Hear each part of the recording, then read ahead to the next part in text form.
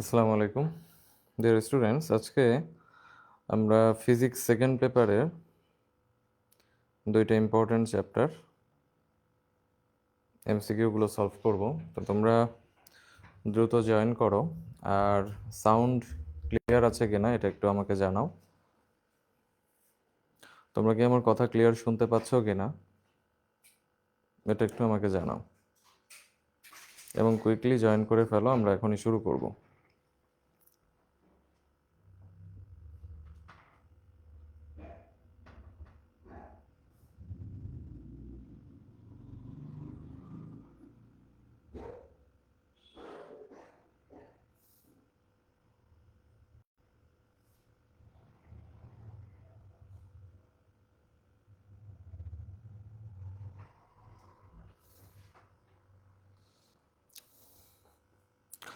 ওকে, আমরা শুরু করি।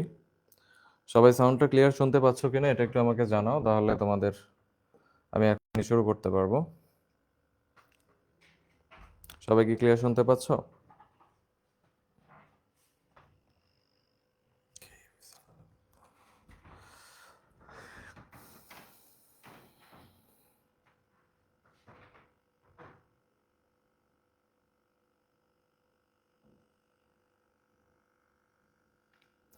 ওকে, আমরা শুরু করি। দেখো, প্রথমেই আমরা যে জিনিসটা দেখব সেটা হচ্ছে যে বোরের স্বীকার্য অনুসারে অনুমোদিত কক্ষপথে ইলেকট্রনের কৌণিক ভরবেগ কত। বোরের স্বীকার্য অনুসারে অনুমোদিত কক্ষপথে ইলেকট্রনের কৌণিক ভরবেগ কত। ইলেকট্রনের কৌণিক ভরবেগ এটা তোমরা জানো যে এটা হলো আমাদের যে বোরের পরমাণু মডেল আছে, সেই বোরের পরমাণু মডেলের প্রথম যে স্বীকার্যটা, সেই প্রথম স্বীকার্য নিয়ে আলোচনা হয়েছিল কৌণিক ভরবেগে, তাই না? তাহলে প্রথম যে স্বীকার্য, এই প্রথম স্বীকার্যটা কি নিয়ে বলো তো? প্রথম স্বীকার্যটা হচ্ছে আমাদের এই কৌণিক ভরবেগ নিয়ে।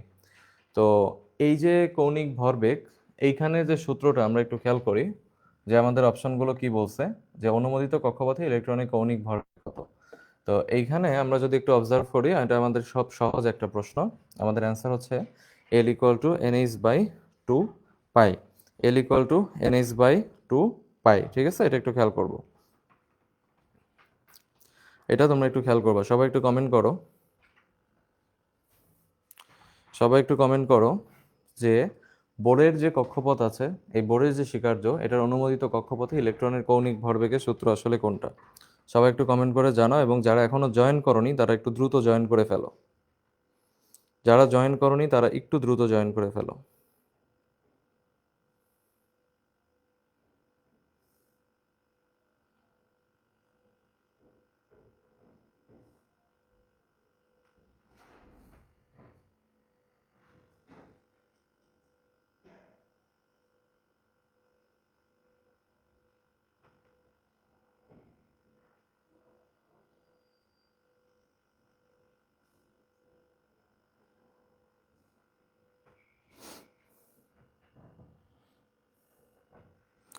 সবাই কি কমেন্ট করছো?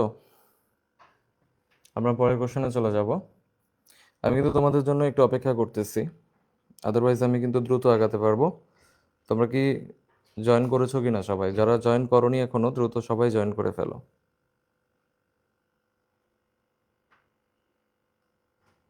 ওকে, ভেরি গুড। ওয়ালাইকুম আসসালাম। আচ্ছা, আলফা কণার বিক্ষেপণ পরীক্ষা কে করেছেন? ওকে, আমাদের যে সেকেন্ড কোশ্চেন সেটা হচ্ছে আলফা কণার বিক্ষেপণ পরীক্ষা কে করেন। তো একটু খেয়াল করি যে আলফা কণার বিক্ষেপণ কণা যে পরীক্ষাটা, এটা করেছেন কিন্তু মূলত রাদারফোর্ড। ওকে, এটা মূলত করেছেন হচ্ছে রাদারফোর্ড। কিন্তু রাদারফোর্ড তার নামটা এখানে থাকলেও আমরা মনে রাখবো যে এখানে এই পরীক্ষার সাথে কিন্তু বিজ্ঞানী গাইগারের সম্পর্ক ছিল। গাইগার ও মার্সডেন, হ্যাঁ, 1909 সালে পরীক্ষাটা করেছিলেন। তো রাদারফোর্ডটা আমরা পড়ে ফেললাম। এরপরে দেখো, হাইড্রোজেন পরমাণুর ভূমি স্তরের শক্তি কত। হাইড্রোজেন পরমাণুর ভূমি স্তরের শক্তি কত। হাইড্রোজেন পরমাণুর ভূমি স্তরের শক্তি কত, এটাও কিন্তু খুব সহজ একটা প্রশ্ন। সেটা হচ্ছে আমাদের -13.6 ইলেকট্রন ভোল্ট, -13.6 ইলেকট্রন ভোল্ট। অধ্যায়গুলো কিন্তু এত সহজ না, সো তোমরা যত দ্রুত পার্টিসিপেট করবে তত তোমাদের জন্য ভালো। ওকে, তাহলে আলফা কণার বিক্ষেপণ পরীক্ষা করেছেন রাদারফোর্ড, এবং হাইড্রোজেন পরমাণুর ভূমি স্তরের শক্তি হচ্ছে -13.6 ইলেকট্রন ভোল্ট। পরের প্রশ্নে আমরা চলে যাই। যে হাইড্রোজেন পরমাণুর প্রথম বোর কক্ষে ইলেকট্রনের মোট শক্তি -13.6 ইলেকট্রন ভোল্ট হলে দ্বিতীয় যে বোর কক্ষ আছে সেখানে মোট শক্তি কত হবে? ঠিক আছে, সেখানে মোট শক্তিটা কত হবে? তো এটা আমরা কিভাবে বের করব? এটা কিন্তু আমাদের জানতে হবে যে আমরা এটা কিভাবে কোন সূত্র দিয়ে বের করতে পারি। ঠিক আছে, এটা আমরা কিভাবে কোন সূত্র দিয়ে বের করতে পারি? একটা সহজ সূত্র দিয়ে এটা বের করা যায়। সেটা হচ্ছে যে আমার যে কক্ষপথের কথা লেখা হয়েছে, আমি প্রথমে বলবো হচ্ছে ইএন। আমি বলবো ইএন সমান সমান ই1 ডিভাইডেড বাই কি বলতো, এন স্কোয়ার। ঠিক আছে, ইএন সমান সমান হচ্ছে ই1 ডিভাইডেড বাই এন স্কোয়ার। তো আমার ই1 কিন্তু এখানে দেখো দেওয়া আছে কত, -13.6 ইলেকট্রন ভোল্ট। তাহলে -13.6 ইলেকট্রন ভোল্ট এখানে দেওয়া আছে। আর ডিভাইডেড বাই কত বলতো, এখানে হচ্ছে আমাদের দ্বিতীয় কক্ষপথের কথা বলা হয়েছে, অর্থাৎ আমাদের এন এর মান হচ্ছে 2, তার যদি আমরা স্কোয়ার করি তাহলে হয়তো আসে কত 4। তাহলে 13.6 ডিভাইডেড বাই 4। তাহলে এখান থেকে আমাদের অ্যান্সার আমরা পেয়ে যাব 4 3 12। যদি হিসাব করা হয় তাহলে আসে হচ্ছে -3.4 ইলেকট্রন ভোল্ট, -3.4 ইলেকট্রন ভোল্ট। বুঝতে পারছো কিনা তোমরা আমাকে একটু জানাও।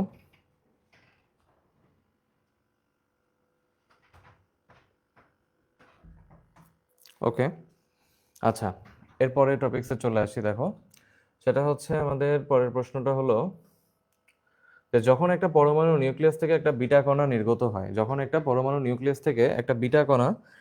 নির্গত হয় তখন আসলে কি হয়? তো আমরা জানি যে বিটা কণা নির্গমন মানে হচ্ছে বেসিক্যালি আমাদের ইলেকট্রন থেকে আমাদের নিউট্রনে পরিণত হওয়া।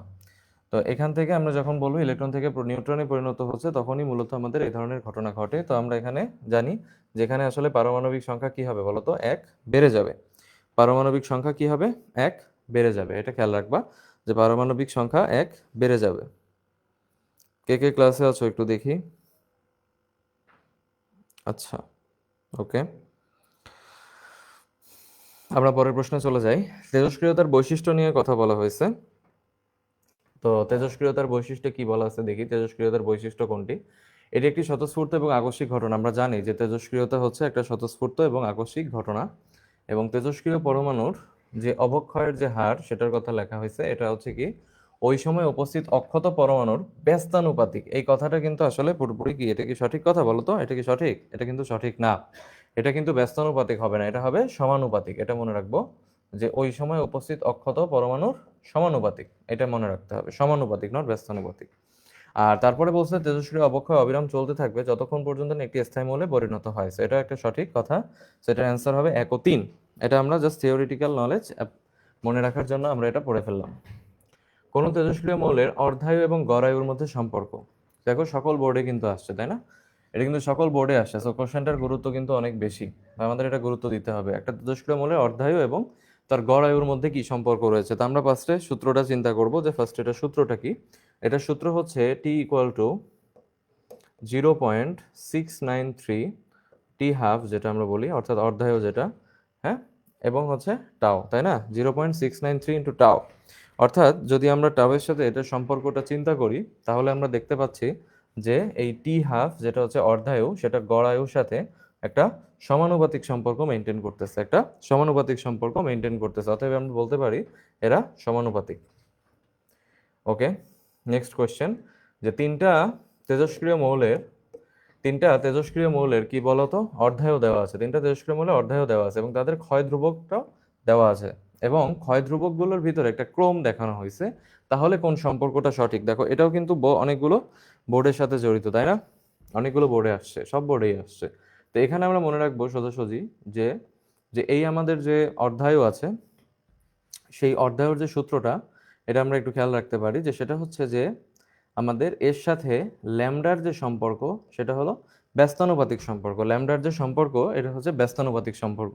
তো যখন কোনো কিছু ব্যস্তানুপাতিক সম্পর্কে থাকবে এবং তোমাকে বলে দিল যে আমাদের হচ্ছে যে lambda A is greater than হলো lambda B is greater than হচ্ছে ল্যামডা সি, তাহলে তুমি অটোমেটিকলি বুঝবা যে ব্যস্তানুপাতিক সম্পর্ক থাকলে এই জিনিসটা উল্টে যাবে এবং তখন তোমার হয়ে যাবে টি সি, কারণ এই যে টি এটা বড় হবে, অর্থাৎ তোমার হচ্ছে সিটা হবে বড়, তারপরে হবে বি, তারপরে হবে এ। অথবা আমাদের সঠিক অ্যান্সার হচ্ছে 3। আমাদের সঠিক অ্যান্সার হচ্ছে 3। আমাকে একটু জানাও যে তোমরা এই জিনিসটা বুঝতেছো কিনা।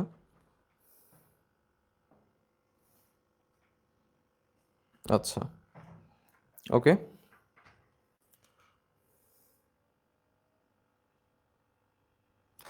আচ্ছা, এরপরের অংশটা খেয়াল করো যে নিচের কোনটি তেজস্ক্রিয় রশ্মি নয়। খুব ইম্পর্টেন্ট একটা প্রশ্ন, যে নিচের কোনটি তেজস্ক্রিয় রশ্মি না, এটাও কিন্তু আমাদের জানতে হবে। তো তেজস্ক্রিয় রশ্মি নয় কোনটি, এটা আমাদের খুব ইম্পর্টেন্ট একটা প্রশ্ন। তো এইটার অ্যান্সার আমাদের কিভাবে বের করবো আমরা খেয়াল করো। যে প্রথম কথা হচ্ছে আলফা বিটা গামা, এই তিনটা নাম তোমরা সচরাচর সবাই জানো, যে আলফা বিটা গামা এই তিনটার সাথে তেজস্ক্রিয়তার সম্পর্ক আছে। কিন্তু এই যে এক্স রশ্মি, এক্স রশ্মি জিনিসটা আসলে কি? এটা হচ্ছে যে যখন কোনো পাওয়ারফুল ইলেকট্রন কোথাও ধাতুতে গিয়ে আঘাত করবে, হ্যাঁ, কখনো যদি দ্রুত গতি সম্পন্ন একটা ইলেকট্রন কোনো একটা ধাতুতে যে আঘাত করে, তখন কিন্তু আমাদের এই এক্স রশ্মিটা নির্গত হয়। সো এইটা কোনো তেজস্ক্রিয় রশ্মির আওতায় আসবে না। ঠিক আছে, এক্স রশ্মি কোনো তেজস্ক্রিয় রশ্মির আওতায় পড়বে না। এরপরে আমরা দেখি তেজস্ক্রিয় ক্ষয়ের কি সূত্র দেওয়া আছে। তেজস্ক্রিয় ক্ষয়ের সূত্র কোনটা, আমরা যদি একটু ভালো করে খেয়াল করি, এইখানে সবচেয়ে বেশি যে জিনিসটা ভুল হয় সেটা হচ্ছে এন আগে নাকি এন নট আগে। এই দুইটা জিনিস যদি দেখো, এই যে দুইটা অপশন, এই দুইটা অপশনের মধ্যে বেসিকলি কোনো পার্থক্য নাই। এই দুটো অপশনের মধ্যে বেসিকলি কোনো পার্থক্য নাই, শুধু একটাই পার্থক্য দিছে, সেটা হচ্ছে কোন একটাতে নট বাম পক্ষে আছে, একটাতে নট ডান পক্ষে আছে। অতএব আমাদের যদি এই জিনিসটা চিনতে ভুল হয়, আমাদের কিন্তু পুরো অ্যান্সারটাই ভুল হয়ে যাবে। তো আমরা ভালো করে মনে রাখবো যে নট সবসময় থাকবে ডান পাশে, নট সবসময় থাকবে ডান পাশে। তাহলে আমাদের অ্যান্সার হবে N equal to N naught E, এর পাওয়ার হচ্ছে মাইনাস ল্যামডা টি। ওকে, এরপরে উদ্দীপকের প্রশ্নগুলো আমরা অ্যাভয়েড করতে পারি। সরাসরি চলে আসবো, নিচের কোন নিউক্লিয়াসে নিউট্রন এবং প্রোটনের সংখ্যা সমান। খুব সহজ বিষয়, নিউট্রন এবং প্রোটনের সংখ্যা সমান কোথায় আছে এটা বের করার জন্য আমরা প্রত্যেকটা থেকে মাইনাস করতে থাকবো।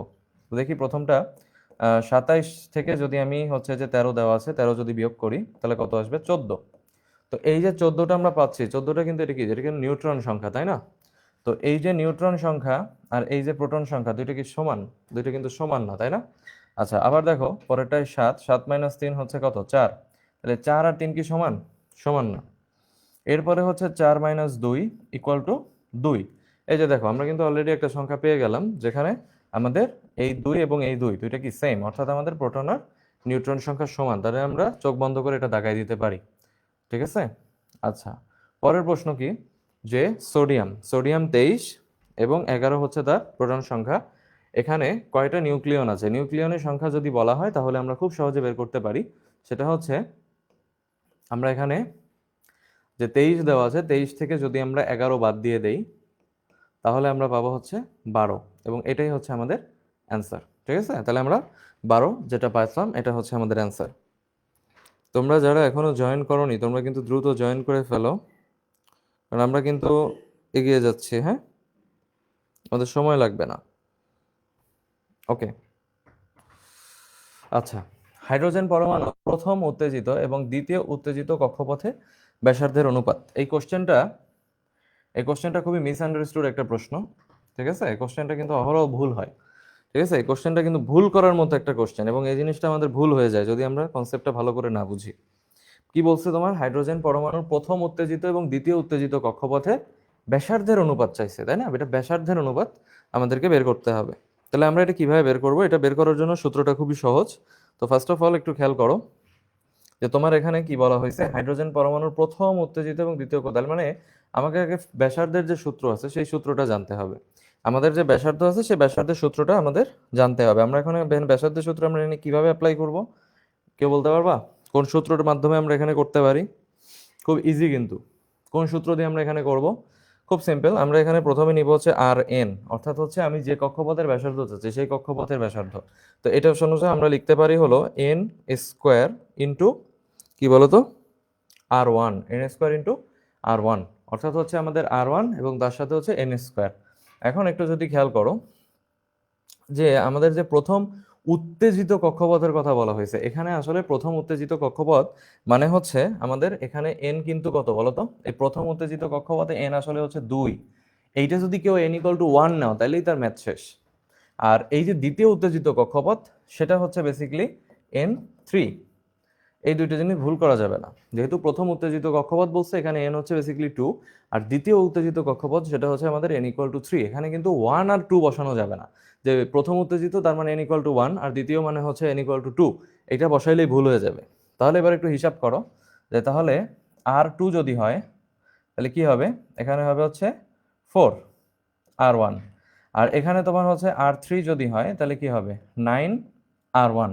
তাহলে এই R2 এবং R2 এবং R3 এই দুটোর অনুপাত কত হয় 4:9, এটাই আমাদের ভুল করা যাবে না, 4:9। ওকে, আচ্ছা পরবর্তী প্রশ্নে আমরা চলে যাব।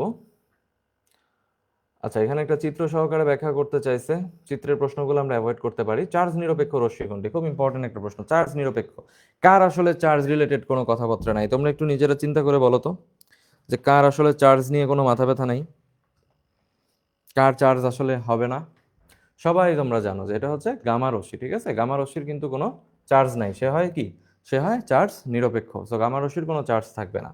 সিলিকনের নিউক্লিয়াসে প্রোটনের সংখ্যা কত, একটা ইম্পর্টেন্ট এমসিকিউ পরীক্ষায় আসার মতো, যে সিলিকনের নিউক্লিয়াসে প্রোটন সংখ্যা কত?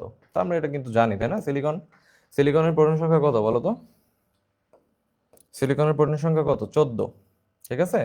সিলিকনের প্রোটন সংখ্যা হচ্ছে 14, সরি সিলিকন লিখে ফেলছি, সিলিকনের হচ্ছে 14। ওকে, এরপরের প্রশ্নে চলে যাব, সেটা হচ্ছে আমাদের রেডিয়ামের গড় আয়ু, রেডিয়ামের গড় আয়ু এবং অর্ধায়ুর অনুপাত। কত সুন্দর একটা প্রশ্ন, হ্যাঁ? গড় আয়ু চাইছে এবং অর্ধায়ুর অনুপাত চাইছে, এটা কিন্তু বিগ কোশ্চেন অ্যাকচুয়ালি। এই ধরনের কোশ্চেনগুলোতে তোমাদের আমি জানি এই চ্যাপ্টারগুলোতে সমস্যাটা হয়, সেটা হচ্ছে যে মানে এমন এমন কিছু হিসাব আছে যেখানে তোমাকে লগ আনতে হবে, এবং ওই লগের জায়গাগুলোতে কিন্তু আমরা প্রায়শই আটকে যাই।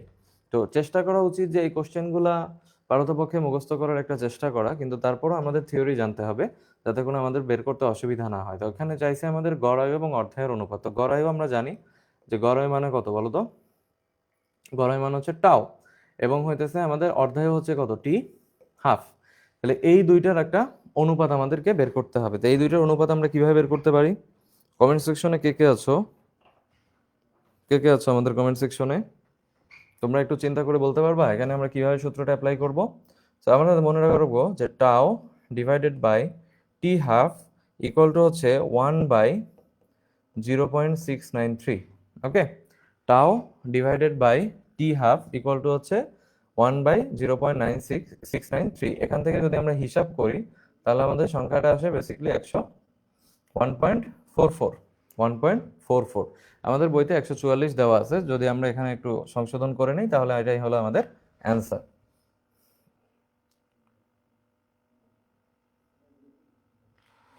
আবারও একটা ম্যাথের মতো প্রশ্ন দেওয়া আছে, দেখি কি বলতে চায়। যে ট্রিটিয়াম হচ্ছে একটা তেজস্ক্রিয় পদার্থ এবং এটি প্রতিনিয়ত ক্ষয় হচ্ছে, এর অর্ধায়ু দেওয়া আছে। 25 বছর পর এক খণ্ড ট্রিটিয়ামের কত অংশ অবশিষ্ট থাকবে? যদি সবচেয়ে ভালো হয় যদি একদম সরাসরি মুখস্থ করে ফেলতে পারো, কিন্তু আসলে মুখস্থ করাটা তো আমরা কেউ রিকমেন্ড করতে পারি না, তাই না? মুখস্থ করতেছো, মুখস্থ করে আসলে কতটুকুই বা মনে থাকবে। তো আমি এখানে থিওরিটা তোমাদেরকে একটু দেখাই দেই যেটা কিভাবে করবা।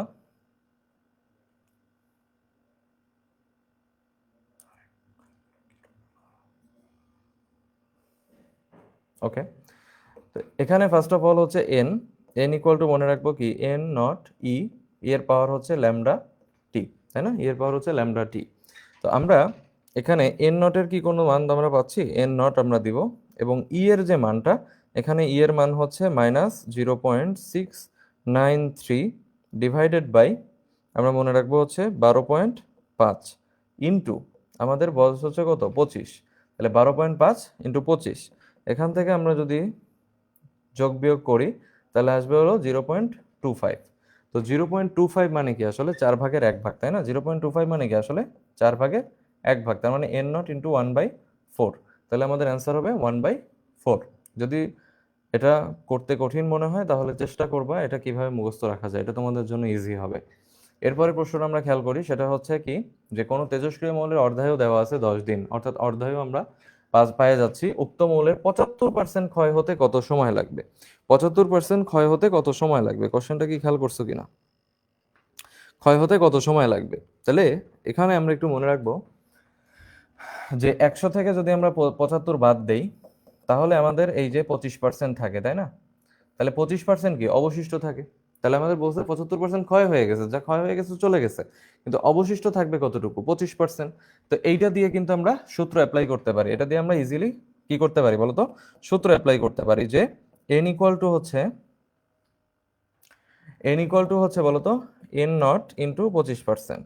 ঠিক আছে, এই কথাটা খেয়াল রাখবা, n not into 25%, n not into 25%, এই কথাটা খেয়াল রাখবো।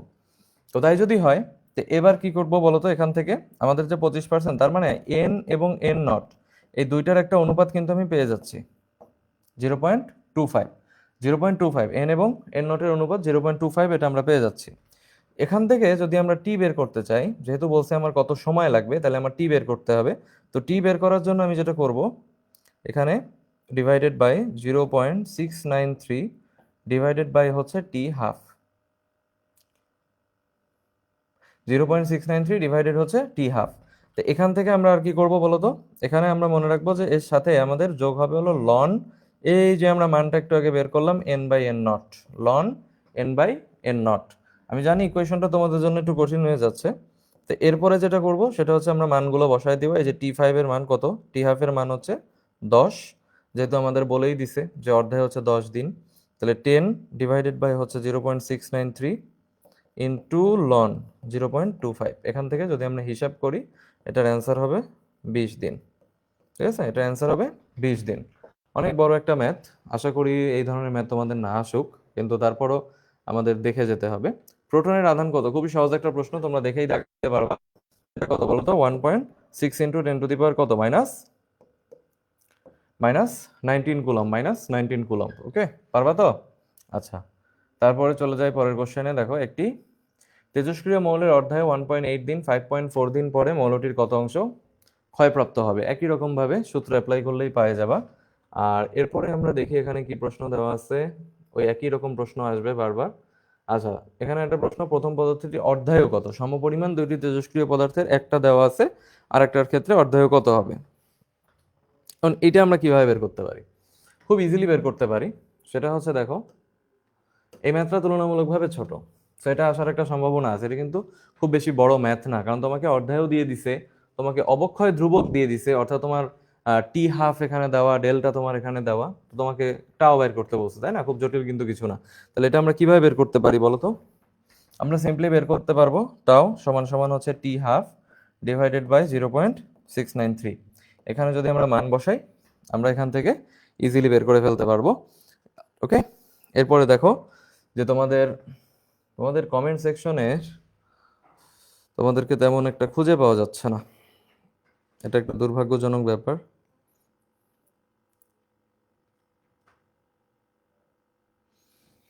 ওকে, স্বপ্নলোকের রাজকন্যা আছো, তসলিমা আছো, ভেরি গুড। যারা আছো তারা তো আছোই, কিন্তু যারা এখনো অ্যাক্টিভ হও নাই, তোমাদেরকে আমি অ্যাক্টিভ হওয়ার জন্য অনুরোধ করতে পারি, কিন্তু তোমাদের অ্যাক্টিভ হওয়ার জন্য ফোর্স করতে পারি না। যার যার ভালো তোমরা অবশ্যই বুঝো। তো তারপরও যদি এখন না দেখানো ক্লাসটা পরবর্তীতে অবশ্যই দেখে নেবা, যাতে করে তোমার কোনো গ্যাপ না থাকে। ওকে, আচ্ছা, তারপর একটু দেখো। এরপরে একটা প্রশ্ন বলছে যে 40 দিন পর প্রথম পদার্থটির তুলনায় দ্বিতীয় পদার্থটি কত গুণ অবশিষ্ট থাকবে। ঠিক আছে, 40 দিন পর কতটুকু অবশিষ্ট থাকবে, এটাও একটা ম্যাথ। বারবার আমরা ম্যাথই দেখতেছি, এসব অধ্যায়ে ম্যাথই বেশি। আচ্ছা, বিটা রাশির কিছু ধর্ম দেওয়া হয়েছে, যে বিটা রাশির কোনটা ধর্ম, দেখো।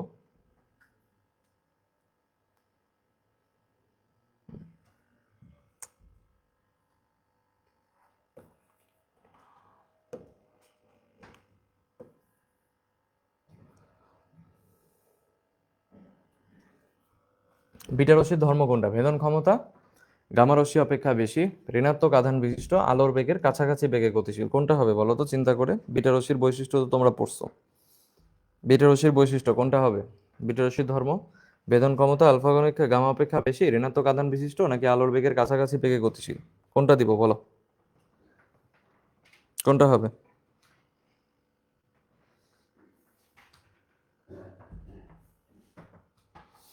শোনো, বিটা রশ্মির ভেদন ক্ষমতা গামা রশ্মি অপেক্ষা বেশি, এটা কি কখনো সত্য হতে পারে? আমরা এটা জানি যে গামা রশ্মির ভেদন ক্ষমতা সবচেয়ে বেশি, তাহলে এটা হওয়া পসিবল না। তো বাকি দুইটা দেখো, যে সেটা হচ্ছে ঋণাত্মক আধান বিশিষ্ট, এটা একটা সত্য কথা, এবং আলোর বেগের কাছাকাছি বেগে চলে, এটাও সত্য কথা। ঠিক আছে, বোর পরমাণু মডেল দ্বারা কি কি ব্যাখ্যা করা যায়? আচ্ছা, বোর পরমাণু মডেল দ্বারা কি কি ব্যাখ্যা করা যায় আমরা একটু দেখি। তো পরমাণুর স্থায়িত্ব, হ্যাঁ, এটা ব্যাখ্যা করা যায়, এটা খুব ইজিলি ব্যাখ্যা করা যায়। হাইড্রোজেন পরমাণু শোষণ এবং নিঃসরণ, আমরা জানোই যে একটু আগেও আমরা ম্যাথ করলাম হাইড্রোজেন পরমাণু রিলেটেড। এবং হচ্ছে দেখো বর্ণালী তরঙ্গ আবর্তনের সময় ইলেকট্রনগুলোর বিকিরিত শক্তি, আবর্তনের সময় ইলেকট্রনগুলোর বিকিরিত শক্তি, তো আসলে সবগুলোই কিন্তু এটা দিয়ে ব্যাখ্যা করা পসিবল। তারপরে প্রশ্নে চলে আসবো, রেডনের অধ্যায় 3.82 দিন এর ক্ষয় ধ্রুবকের মান কত? রেডনের অধ্যায়ও দেওয়া আছে, এর ক্ষয় ধ্রুবকের মান বের করতে বলা হয়েছে। এটি কি পারা যাবে? পারলে কোন সূত্র দিয়ে পারতে হবে বলো তো? খুবই সহজ, খুবই সহজ সূত্র। সেটা হচ্ছে কি, lambda equal to 0.693 divided by কি বলো, টি হাফ। এখানে 0.693 divided by t half, t হাফের মান যদি বসায় দাও খুব সুন্দরভাবে বের করা যাবে। কোন তেজস্ক্রিয় পদার্থের অধ্যায় 3.82 দিন, কতদিন পর উক্ত মৌলের 60% অংশ ক্ষয় হবে? 60% অংশ ক্ষয় হবে মানে কতটুকু অবশিষ্ট থাকবে আগে বের করবা। 100 থেকে 60 বিয়োগ দিলে থাকে 40, আর বাকি তথ্য দেওয়া আছে, ওখান থেকে চাইলে খুব ইজিলি এটা বের করা যাবে। কোন রাশি 1 কোটি নির্দেশ করে? খুবই ইম্পর্টেন্ট একটা প্রশ্ন, আমি বলবো 100% খুবই ইম্পর্টেন্ট একটা প্রশ্ন, যে কোনটা তোমার হচ্ছে 1 কুড়ি নির্দেশ করে। একটু আমাকে জানাতে পারবা যে কোনটা 1 কুড়ি নির্দেশ করে বলো তো? খুব সহজে যদি মনে রাখতে চাও তাহলে তুমি পাওয়ার দেখবা, অর্থাৎ তোমার এই যে 10 এর যে পাওয়ার আছে সেই পাওয়ারটা একটু খেয়াল করো। এটা হচ্ছে 10 এর পাওয়ার 10, 10 এর পাওয়ার কত? 10 এর পাওয়ার 10। তো 10 এর পাওয়ার 10 যদি হয় তাহলে ডিকে পার সেকেন্ড আমরা যদি চিন্তা করি 3.7 ইন্টু 10 টু দি পাওয়ার কত বলো তো? 10 ডিকে পার সেকেন্ড, তাহলে আমরা ইজিলি বের করে ফেলতে পারবো। আচ্ছা, এরপরে দেখো একটা তেজস্ক্রিয় মৌলের অর্ধায়ু দেওয়া আছে, এর মধ্যে কোনটা আমাদের সূত্র সেটা আমাদের মিলাইতে বলছে। আচ্ছা, আমরা একটু নিজেরাই চিন্তা করি, প্রথম সূত্রটা এটা কি সঠিক? একটা তেজস্ক্রিয় মৌলের অর্ধায়ু হচ্ছে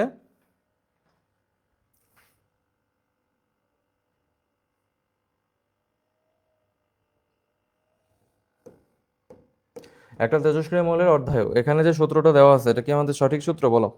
আমাকে একটু কমেন্টে জানাও তো, সূত্রটা কি সঠিক?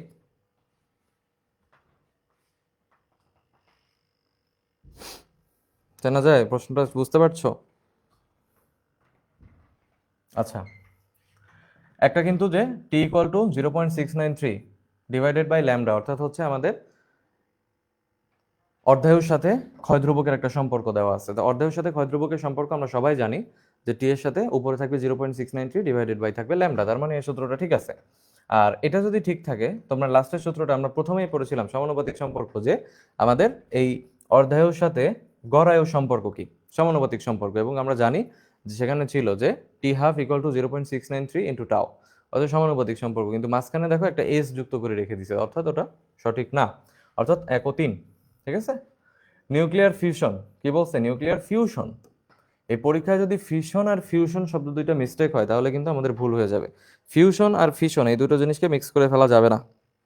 তাহলে আমরা একটু দেখি কি বলছে, যে একাধিক হালকা নিউক্লিয়াস একত্রিত হয়ে একটা ভারী নিউক্লিয়াস গঠন করে। ফিউশন মানে তাই ফিউজ হওয়া, ফিউশন মানে কি? ফিউজ হওয়া। তাহলে একটা একাধিক হালকা নিউক্লিয়াস একত্রিত হয়ে ভারী নিউক্লিয়াস গঠন করে, কথাটা সত্য। অত্যাধিক উচ্চ তাপমাত্রায় সংঘটিত হয়, একটু চিন্তা করে বলো তো, যে অত্যাধিক উচ্চ তাপমাত্রা এখানে থাকবে কি থাকবে না? অত্যাধিক উচ্চ তাপমাত্রা থাকবে কি থাকবে না? অবশ্যই অত্যাধিক উচ্চ তাপমাত্রা থাকবে, কিন্তু এটা কি আণবিক চুল্লিতে হবে? অবশ্যই না, এটা কিন্তু আণবিক চুল্লিতে হওয়ার মতো জিনিস না। তাহলে এটার আমাদের অ্যান্সার হচ্ছে কত বলো তো? 1 ও 2। আচ্ছা, পারমাণবিক সংখ্যা হলো, সবাই জানো, এটা তোমরাই কমেন্ট করবা, আমি টিক দিয়ে দিচ্ছি। বলো তো কোনটা পারমাণবিক সংখ্যা? এটা যদি ভুল হয় তাহলে আর কিন্তু কিছু বলার নাই। বলো তো কোনটা পারমাণবিক সংখ্যা? সবাই চিনি প্রোটন সংখ্যা, তাই না? আলফা রশ্মি এবং বিটা রশ্মি তুলনা করলে দেখা যায় এই কোশ্চেনগুলা পারার জন্য আলফা বিটা গামা এই তিনটা রশ্মির যে বৈশিষ্ট্য আছে 100% ভালো করে মুখস্থ থাকতে হবে। আলফা বিটা গামা রশ্মির বৈশিষ্ট্য যদি না মুখস্থ থাকে তাহলে এই ধরনের কোশ্চেনগুলো আমরা মিক্স আপ করে ফেলবো। যদিও আমাদের এই টাইপের কোশ্চেন আসার সম্ভাবনা নাই, কিন্তু সত্য মিথ্যা আকারে অবশ্যই দিতে পারে। তাহলে সত্য মিথ্যা আকারে যদি দেয় তাহলেও এই পারার জন্য আমাদের এই কোশ্চেন কিন্তু পারতে হবে, ঠিক আছে? আমরা একটু খেয়াল করি কোন কথাটা সত্য কোন কথাটা মিথ্যা বের করা যায় কিনা। বিটা রশ্মির ভেদন ক্ষমতা অপেক্ষাকৃত বেশি, আচ্ছা ঠিক আছে, আলফা বিটার মধ্যে কিন্তু বিটার ভেদন ক্ষমতা বেশি, এটা আমরা জানি, তাই না? এটা কিন্তু কথা ঠিক। বিটা রশ্মির আয়নায়ন ক্ষমতা অপেক্ষাকৃত বেশি, এই কথাটা কি সত্য? বিটা রশ্মির কি আয়নায়ন ক্ষমতা অপেক্ষাকৃত বেশি? কখনোই না।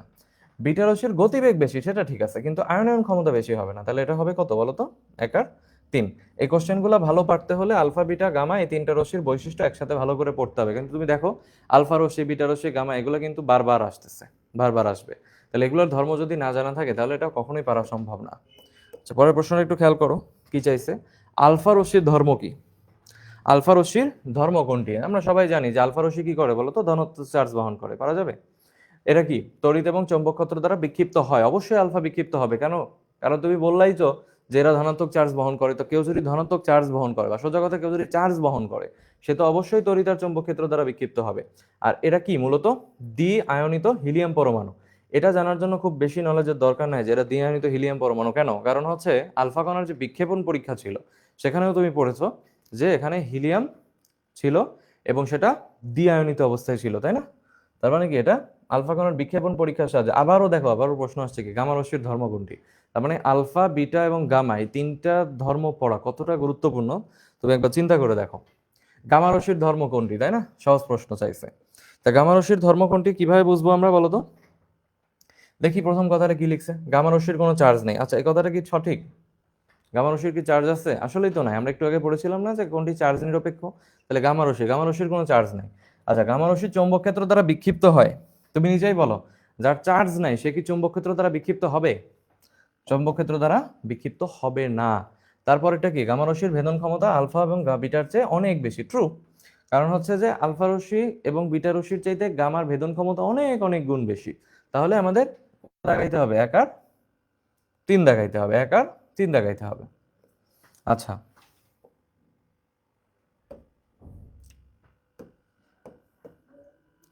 এরপরের প্রশ্নটা কি বলছে দেখো, 2 ঘন্টা পর কোনো তেজস্ক্রিয় বস্তুর প্রাথমিক পরিমাণের 1/16 অংশ অক্ষত থাকে, উক্ত তেজস্ক্রিয় বস্তুর অর্ধায়ু কত?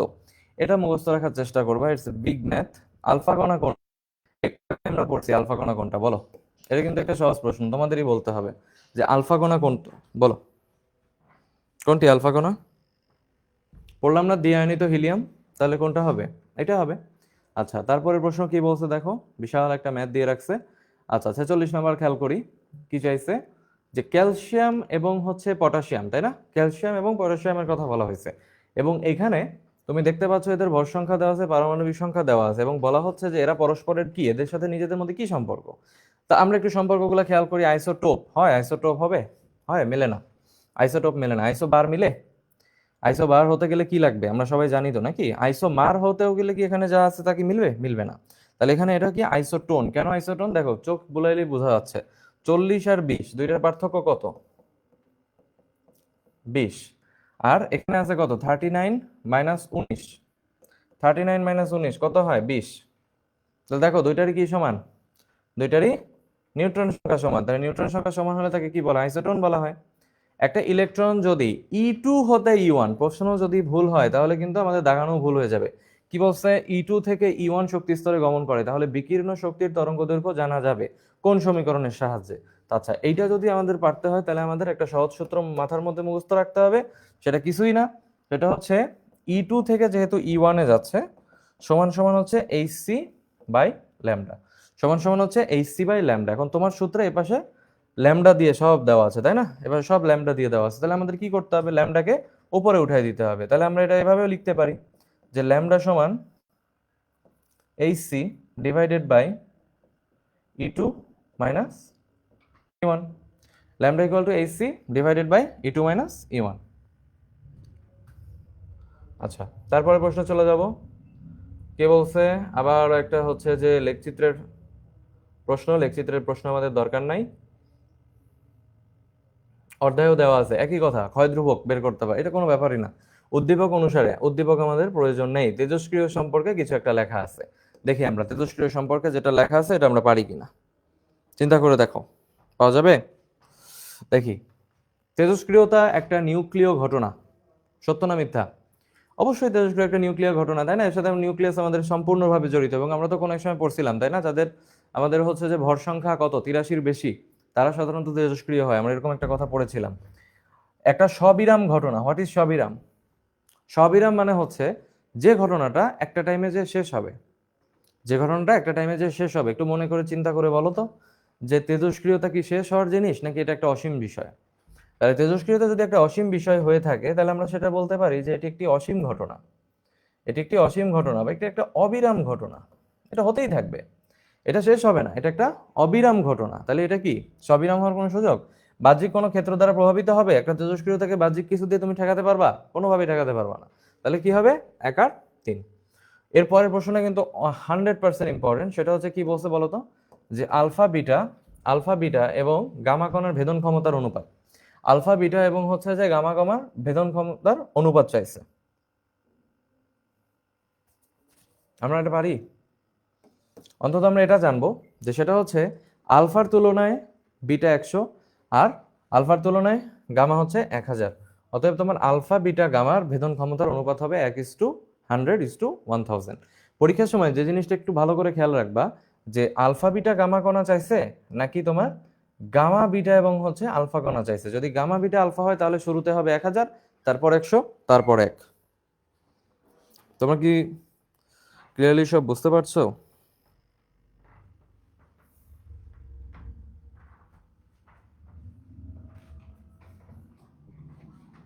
ওকে,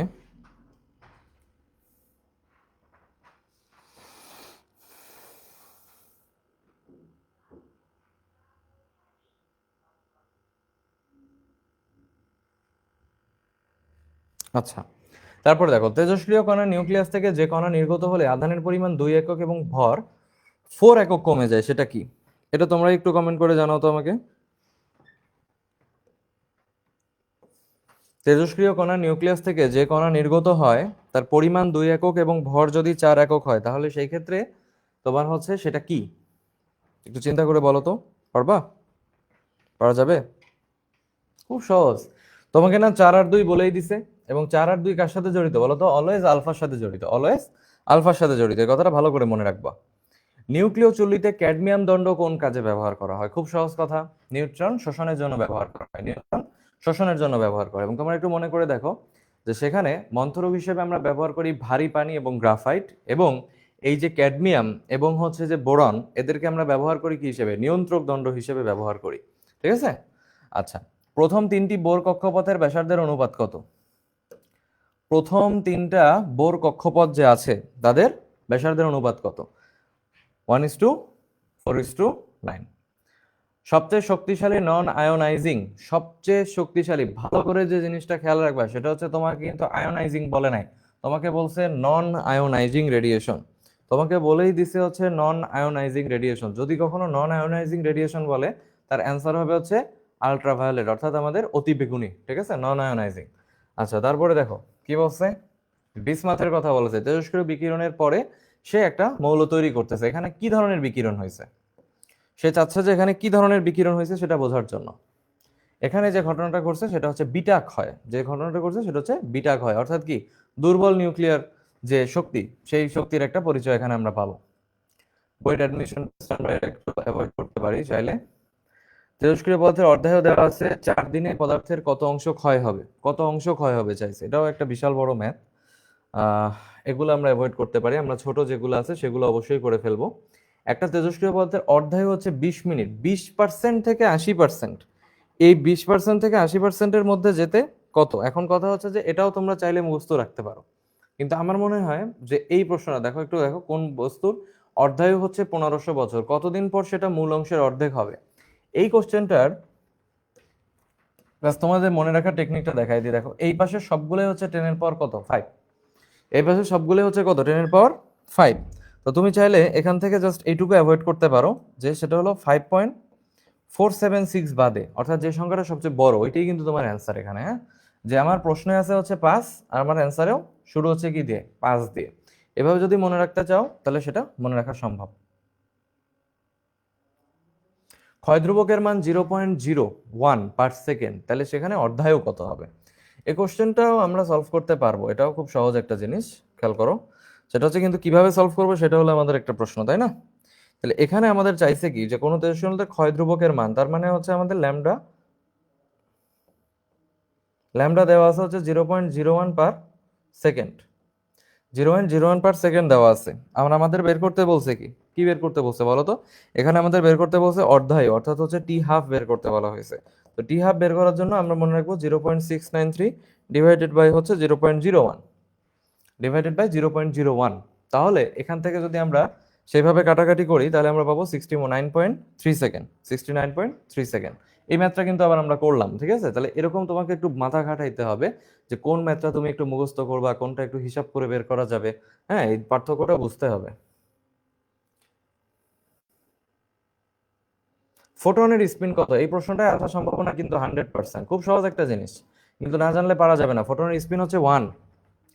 ফোটনের স্পিন কত বলো তো? ফোটনের স্পিন হচ্ছে 1। এরপরে প্রশ্নটা খেয়াল করি, অ্যালুমিনিয়ামের নিউক্লিয়াসের সংকেত দেওয়া আছে, প্রোটন সংখ্যা কত?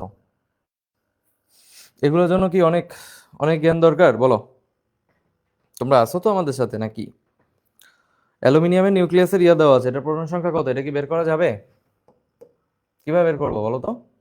আমরা বলছি না যে এই যে এখানে নিচে যে সংখ্যাটা পাবো এটাই কি আমাদের প্রোটন সংখ্যা? মার্ক করে দাও, কত হয়? 13। নিচের কোনটির গতিশক্তি সবচেয়ে বেশি? নিচের কোনটির গতিশক্তি সবচেয়ে বেশি? চিন্তা করতে বলো তো, কোনটার গতিশক্তি বেশি হবে? নিচের কোনটার গতিশক্তি সবচেয়ে বেশি হবে চিন্তা করে বলা যাবে? আমরা মনে রাখবো যে আলফা কণা গতিশক্তির হিসাব করলে আলফা কণার গতিশক্তি সবচেয়ে বেশি। একটা সীসার খণ্ড থেকে সুড়ঙ্গে করে তেজস্ক্রিয় পথে ইউরেনিয়াম রাখা হলো, সুড়ঙ্গ পথে নির্গত রশ্মি। দেখো, তেজস্ক্রিয় রশ্মির কথা বলা হয়েছে এবং তোমরা সবাই জানো যে আলফা, বিটা, গামা এই সবগুলোই হচ্ছে তেজস্ক্রিয় রশ্মি। তাহলে আমাদের অ্যান্সার কোনটা হবে যেখানে সবগুলো আছে? কার্বন 12 এবং হচ্ছে যে কার্বন 13।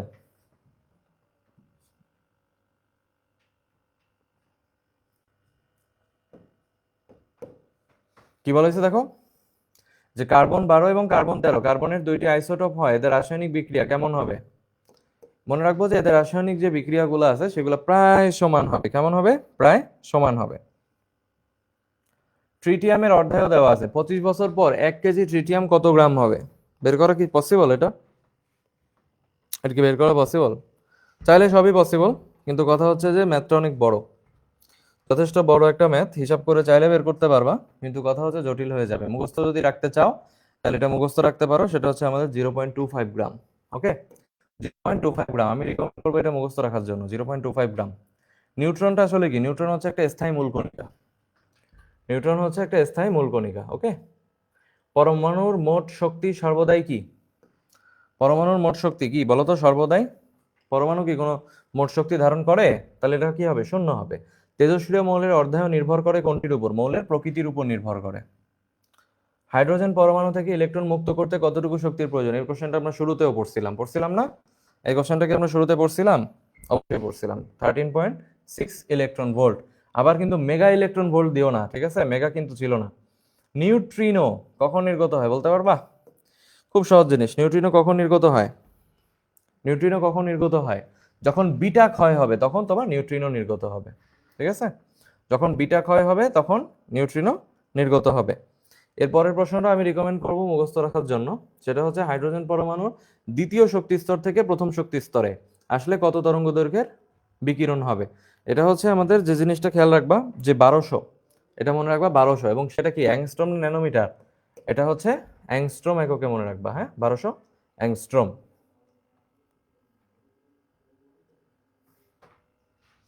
প্রাকৃতিক তেজস্ক্রিয়তা কে আবিষ্কার করেন? খুবই প্রশ্ন, বলো তো যে প্রাকৃতিক যে তেজস্ক্রিয়তা আছে এটা কে আবিষ্কার করেছেন? পারা যাবে কি? সবাই আমরা জানি তেজস্ক্রিয়তার সাথে কোন বিজ্ঞানীর নাম আছে, তাই না? তেজস্ক্রিয়তার সাথে একজনের নামই বারবার আসে, সেটা হচ্ছে হেনরি বেকেরেল। Henry Becquerel. সবাই একটু কমেন্ট করে জানাও তো, এই প্রশ্নটা কিন্তু ইম্পর্টেন্ট। প্রাকৃতিক তেজস্ক্রিয়তা কে আবিষ্কার করেছেন? Henry Becquerel.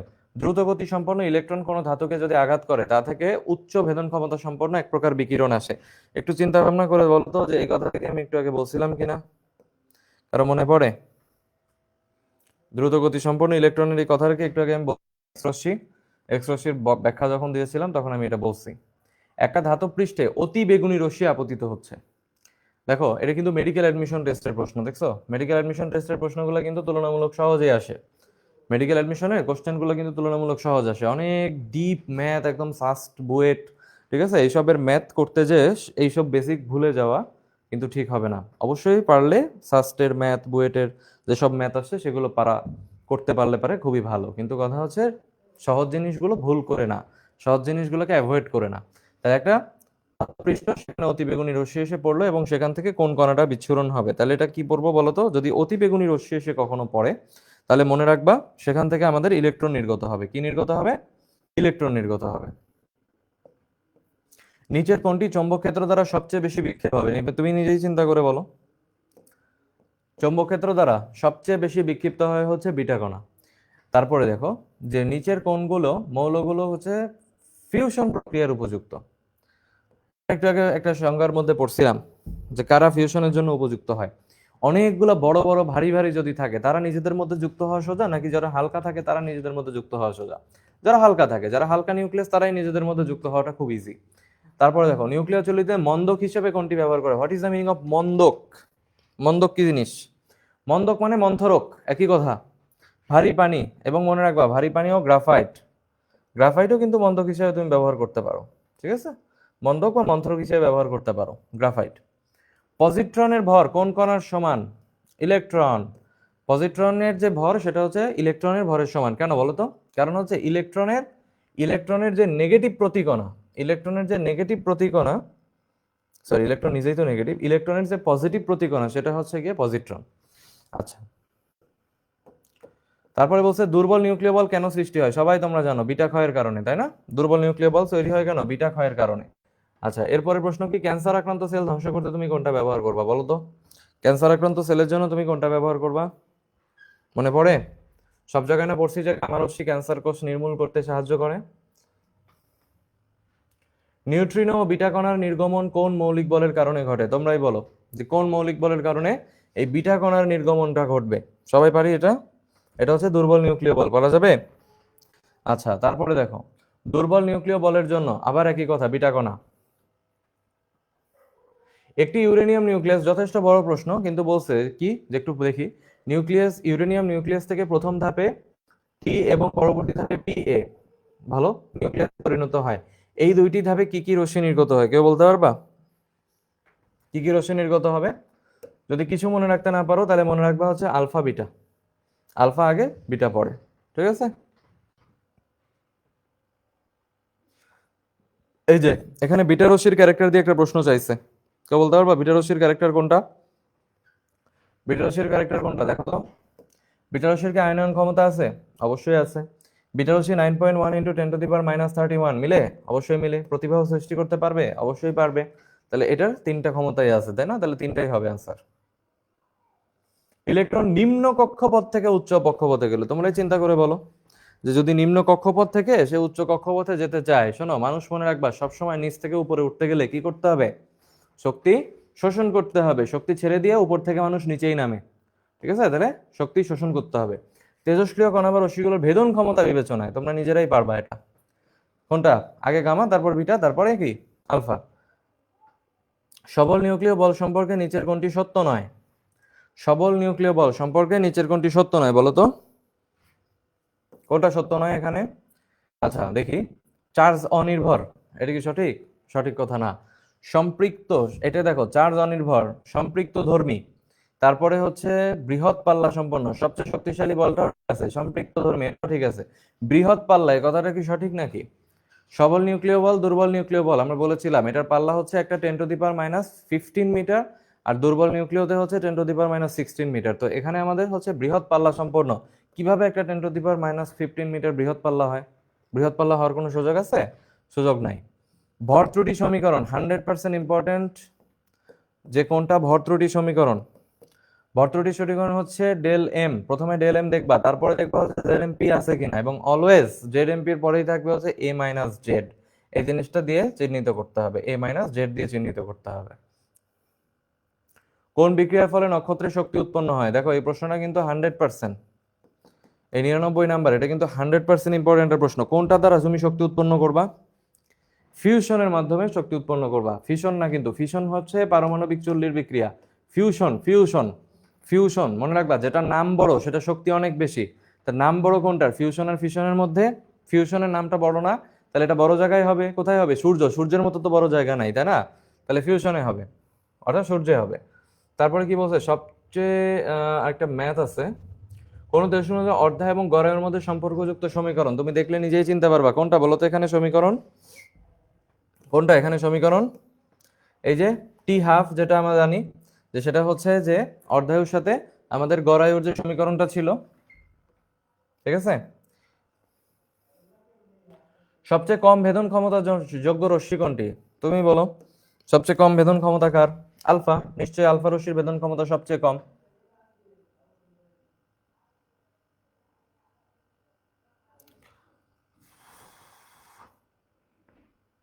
একই রকম ম্যাথ বারবার আসবে। আচ্ছা, 108 নম্বরে এখানে আরেকটা ম্যাথ আমরা করতে পারি। দেখো যে কি বলছে, হিলিয়াম আয়নের কোয়ান্টাম স্তরের শক্তি হাইড্রোজেন পরমাণু ভূমি স্তরের সমান হবে, বলো কত হবে এটা? এটা অ্যান্সার আমরা কি দিব? এটা হচ্ছে n equal to 2, n equal to 2। Bore কক্ষপথের পথগুলোতে ইলেকট্রনের পর্যায়কালের অনুপাত, দেখো খেয়াল করো 110 নাম্বার, হাইড্রোজেন পরমাণুর বোর কক্ষপথগুলোতে ইলেকট্রনের পর্যায়কালের অনুপাত কত দিব?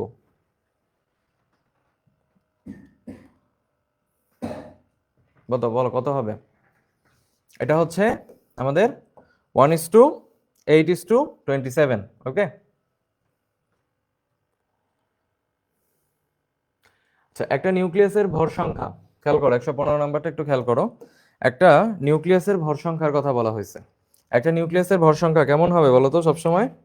কখনো এর পারমাণবিক সংখ্যা সমান হয়, কখনো এর বেশি হয়ে থাকে।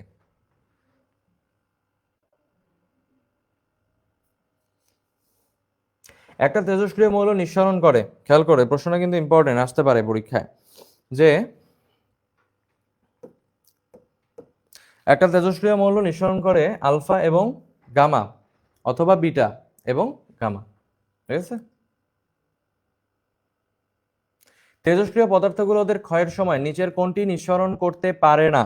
নিচের কোনটি নিঃসরণ করতে পারে না একটু বলতে পারবা?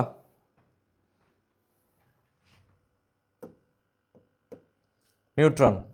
কোনটি পারবে না? নিউট্রন পারবে না, এটা মনে রাখবা। আচ্ছা, এরপরে এখানে আরেকটা ম্যাথ দেওয়া আছে, এটা আমরা উপরে একটা থিওরি পড়েছিলাম, ওইটা দিয়ে বের করতে পারবো। হিলিয়াম এবং হাইড্রোজেনের প্রথম বোর কক্ষপথের ব্যাসের অনুপাত কত? যখন তোমাকে বলছে ব্যাসের অনুপাত, তখন তুমি এটা খুব সিম্পলি বেরও করতে পারবা। সেটা হচ্ছে কি, সিম্পলি বের করবা হচ্ছে এভাবে, যে আর এন ইকুয়াল টু হচ্ছে n square by z into হচ্ছে আর ওয়ান। তাহলে এখানে তোমার হচ্ছে তারপরে r one helium divided by হচ্ছে r one h equal to হলো 1² ডিভাইডেড বাই 2 ইকুয়াল টু হচ্ছে 1:2, 1:2। ওকে, তাহলে আমার কত হবে? 1:2 হবে। এই কোশ্চেনগুলা আর একটু জটিল, আর একটু তোমার হচ্ছে যে ম্যাথমেটিক্যাল, সো অ্যাভয়েড করতে পারি। এটা করতে পারো। 129 নাম্বারটা খেয়াল করো, যে কোনটির ভর নেই, তাই না? কি বলছে? কোনটির ভর নেই। এরকম যদি একটা প্রশ্ন আসে, তাহলে সেক্ষেত্রে আমরা কি অ্যান্সার দিব? যে ভর নেই কোনটার, আবার বলো তো চিন্তা করে, যে কোনটার ভর নাই। আচ্ছা, গামার তো চার্জই নাই, তাহলে গামার ভর আসার কোনো সুযোগ আছে? গাজার চার্জ নাই, তার ভর কোথা থেকে আসবে? কোন আলোক রশ্মি আমাদের শরীরে ভিটামিন যোগাতে সাহায্য করে? তোমরা নিজেরাই চিন্তা করো। রোদের আলো খাই আমরা, তাই না? রোদের যে আলো আছে, সেই আলোটা যে আমরা শরীরে লাগাচ্ছি, তাহলে সেই আলো থেকে আমরা কোন ভিটামিনটা পাচ্ছি? ভিটামিন ডি পাচ্ছি। তো সেটা এর মধ্যে কোনটা? কমলা রশ্মি, গামা রশ্মি, আলফা রশ্মি? গামা আর আলফা তো আমাদের ক্ষতি করে দিবে, তাহলে অতি বেগুনি রশ্মি, তাই না? নিচের কোনটি জাল টাকা শনাক্তকরণ? এটা কিন্তু 100%, এই জাল টাকার ব্যাপারগুলো অলওয়েজই 100% দিতে হবে। তাহলে কোনটি বলো তো, যে জাল টাকা শনাক্তকরণের জন্য আমরা কি ব্যবহার করতে পারি? চিন্তা করে বলো তো। অবশ্যই ইউভি রশ্মি ব্যবহার করতে পারি। হ্যাঁ, জাল টাকা শনাক্তকরণের জন্য সবসময় ইউভি রশ্মি ব্যবহার করা হয়। কুড়ি কিসের একক? বলো তো, কুড়ি কিসের একক? শব্দের তীব্রতা হবে কখনো, চৌম্বক ক্ষেত্র, চুম্বকত্ব হবে, এটা হলো তেজস্ক্রিয়তার একক। এটা কিসের একক? তেজস্ক্রিয়তার একক। ইলেকট্রনের কক্ষপথে আবর্তনকালে শক্তির কি হয়? কক্ষপথে যখন আবর্তন করে তখন কি হবে বলো তো? কোনোটাই ঘটে না, কোনোটাই ঘটে না। নিউক্লিয়ার ফিউশন যদি বলা হয়, নিউক্লিয়ার ফিশন এবং ফিউশন পরীক্ষার সময় খেয়াল রাখবা, কোনটা চাইছে? ফিশন চাইছে না ফিউশন চাইছে, এটাকে খেয়াল করবা। যদি তোমার হচ্ছে ফিশন হয়ে থাকে, তাহলে মনে রাখবা 200 মেগা ইলেকট্রন ভোল্ট। এখানে শুধু ইলেকট্রন ভোল্ট হওয়ার কোনো সুযোগই নেই, যা হবে মেগা ইলেকট্রন ভোল্ট হবে। এ পর্যন্ত যা যা বলছি সবকিছু কি ক্লিয়ার? সবকিছু কি ভালোভাবে বুঝছো?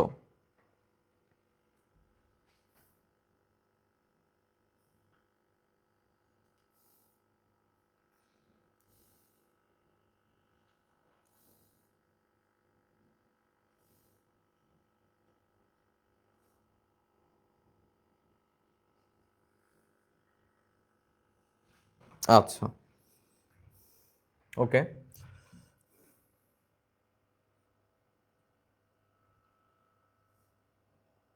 আমরা নেক্সট চ্যাপ্টারে কিছু প্রশ্ন নিয়ে ডিসকাস করি। নেক্সট চ্যাপ্টারে অধিকাংশ প্রশ্নগুলোই হচ্ছে দেখা যাচ্ছে তোমার এই লজিক গেট, তারপরে হচ্ছে যে একদম সিরিয়াল এগুলো যেগুলো ম্যাথ আছে সেই নির্ভর, কিন্তু তার মধ্যে দিয়ে যেগুলো আমাদের জন্য মনে হয় আসার মতো, যেগুলো একটু লেস ম্যাথমেটিক্যাল, আমরা সেগুলো একটু সলভ করে তারপরে তোমাদেরকে ছেড়ে দিব।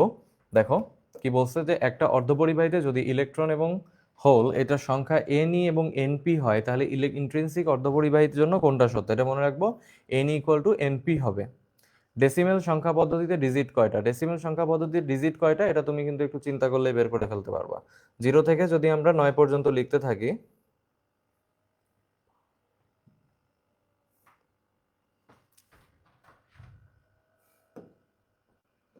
জিরো থেকে যদি আমরা 9 পর্যন্ত লিখি, 4 5 6 7 8 9, কয়টা হয়? কয়টা হয় বলো তো? টোটাল 10টা। তাহলে এটা মনে রাখবো।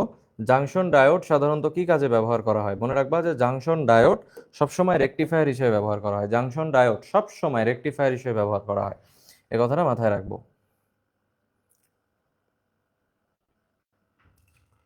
তারপরে প্রশ্ন কি বলছে দেখো, দিক পরিবর্তী প্রবাহকে একমুখী প্রবাহে, অর্থাৎ হচ্ছে যে আমার দিক পরিবর্তী মানে কি, অল্টারনেটিং কারেন্টকে ডিরেক্ট কারেন্টে রূপান্তর করতে ব্যবহার করা হয় ডায়োড। হ্যাঁ, এটা মনে রাখবা, এটা হচ্ছে ডায়োড ব্যবহার করা হয়। একটি পিএন সংযোগকে বিপরীত বায়াসে রাখলে কি হবে? একটি পিএন সংযোগকে যদি আমি বিপরীত বায়াসে রাখি তাহলে কি হবে বলো তো? পিএন কে যদি তুমি বিপরীত বায়াসে রাখো তাহলে নিঃশেষিত অঞ্চলের বেধটা বেড়ে যাবে। হ্যাঁ, এটা মনে রাখবা। একটা পি টাইপ অর্ধপরিবাহী আছে, একটা পি টাইপ অর্ধপরিবাহী তৈরি করার জন্য বিশুদ্ধ সিলিকনকে যে অপদ্রব্য দিয়ে ডোপিং করা হয় সেটা কি? সেটা হচ্ছে অ্যালুমিনিয়াম, সিম্পলি। কারণ অ্যালুমিনিয়ামের কত? অ্যালুমিনিয়ামের হচ্ছে 3। অ্যালুমিনিয়ামের কত? 3। তুমি এখানে অ্যালুমিনিয়াম, তারপরে হচ্ছে যে বোরন, ইন্ডিয়াম, তারপরে হচ্ছে তোমার এগুলো সবই ব্যবহার করতে পারো। পরে একটা ম্যাথ আছে, একটা ট্রানজিস্টরে দেখো এই টাইপের ম্যাথ হলে পারে সে ম্যাথগুলো করবা, এই টাইপের ম্যাথ হলে পারে সে ম্যাথগুলো অবশ্যই প্র্যাকটিস করে যাবে। এখানে কি দেওয়া আছে? একটা ট্রানজিস্টরের ক্ষেত্রে del I C by I equal to 0.96 দেওয়া আছে। তো আমার বিটার মান কত? তার মানে আমার এখানে আলফা দেওয়াই আছে, আলফা সমান সমান হচ্ছে 0.96। আমার চাইছে বিটা এর মান কত। তো মনে রাখবো যে বিটা সমান সমান হচ্ছে alpha divided by 1 minus alpha, alpha divided by 1 minus alpha. তো আমার সূত্র এখানে অনুযায়ী আমরা যদি পাতায় দিই কি হবে? 0.96 ডিভাইডেড বাই 1 মাইনাস 0.96। এবার যদি ম্যাথমেটিক্যালি হিসাব করো তাহলে তোমাদের অ্যান্সার বের হয়ে যাবে।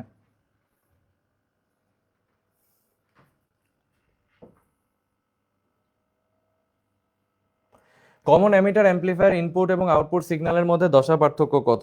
প্রশ্নটা কিন্তু খুব ইম্পর্টেন্ট, 100% দিয়ে রাখো, 100% দিয়ে রাখো। এটা হচ্ছে আমাদের 180 ডিগ্রি। ওকে, 180 ডিগ্রি। একটা পিএনপি ট্রানজিস্টরের ক্ষেত্রে এই কোশ্চেনগুলো যখন তুমি পিএনপি ট্রানজিস্টরের বৈশিষ্ট্যগুলো ভালো করে পড়বা তখনই কেবলমাত্র পারা পসিবল। সেমিকন্ডাক্টর ইলেকট্রনিক্স এটা কিন্তু এত সহজ জিনিস না, এটা যথেষ্ট কঠিন একটা ব্যাপার। তো সংগ্রাহকের তুলনায় নিঃসরকের ডোপিং মাত্রা বেশি, এই কথাটা সত্য। আমরা যেহেতু শুরুতেই পেয়ে গেলাম অতএব আমাদের আর নিচে যাওয়া লাগতেছে না। নিঃসরকের তুলনায় সংগ্রাহকের ডোপিং মাত্রা বেশি, কখনোই না। 0.3789 এই সংখ্যাটার ভিতরে সবচেয়ে কম তাৎপর্যপূর্ণ সংখ্যা কোনটা? শোনো, সবচেয়ে কম তাৎপর্যপূর্ণ হচ্ছে সবচেয়ে লাস্টে যে থাকে সে। 9 এখানে সবচেয়ে বড় সংখ্যা, কিন্তু তার এখানে থাকা না থাকা দিয়ে কিছুই সেরকম একটা আসে যায় না। বুলিয়ান বীজগণিত অনুযায়ী 0-র উপরে যদি বার থাকে তাহলে সেটার মান কত হয়? খুব সহজ। বুলিয়ান অনুযায়ী অলওয়েজ মনে রাখতে হবে যে 0-র মাথায় যদি বার থাকে সেটা 1, 1-এর মাথায় যদি বার থাকে সেটা 0, তাই না? তাহলে তাই যদি হয় তাহলে আমার এখানে এইটার মান কত হবে? 1। 4 বিট নাম্বারের সর্বোচ্চ সংখ্যা কত? এই কোশ্চেনটা কিন্তু আসার মতো, এটা 100%। এই কোশ্চেনগুলো এগুলো সবই দেখবা বেশিরভাগ হচ্ছে তোমাদের আইসিটি রিলেটেড কথাবার্তা। হ্যাঁ, তো 4 বিট নাম্বারের সর্বোচ্চ সংখ্যা হচ্ছে 15, এটা একটু মাথায় রাখবো। বাইনারি পদ্ধতিতে লজিক অবস্থা কয়টি? অবশ্যই বাইনারিতে 2টা। বাইনারি তো 0 আর 1 ছাড়া কিছু চিনে না, চিনে? বাইনারি 0 আর 1 ছাড়া কিছু চিনে? তোমরা কি আসছো আমাদের সাথে? খেয়াল করো, কোন গেটের ইনপুট 1 হলে আউটপুট 0 হয়? এটা একমাত্র নট গেটের ক্ষেত্রে। যদি এখানে যে কয়টা অপশন আছে দেখো, কোন করে ইনপুট 1 হলে তোমার আউটপুট হবে তাহলে 0, 0 মনে রাখবো হচ্ছে নট গেটের ক্ষেত্রে। এটা একটা ম্যাথ, যে 206 ডেসিমেলে রূপান্তর করলে কি পাওয়া যায়? হ্যাঁ, চাইলে করতে পারো। সেটা হচ্ছে তোমার এখানে 2 দিলাম, আরে অবস্থা,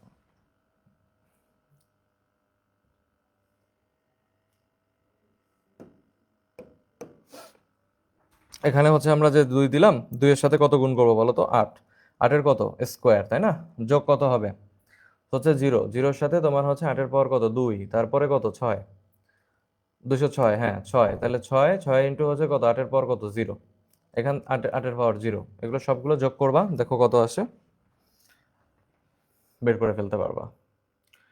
বাইনারি সংখ্যা এত এর তুল্য দশমিক মান, বাইনারি সংখ্যা এত এর তুল্য দশমিক মান, এটা বের করা যাবে? বের করা যাবে যদি আইসিটি অনুযায়ী যদি চিন্তা করো, তাহলে অবশ্যই বের করা পসিবল, কিন্তু আমার মনে হয় না খুব বেশি ইম্পর্টেন্ট।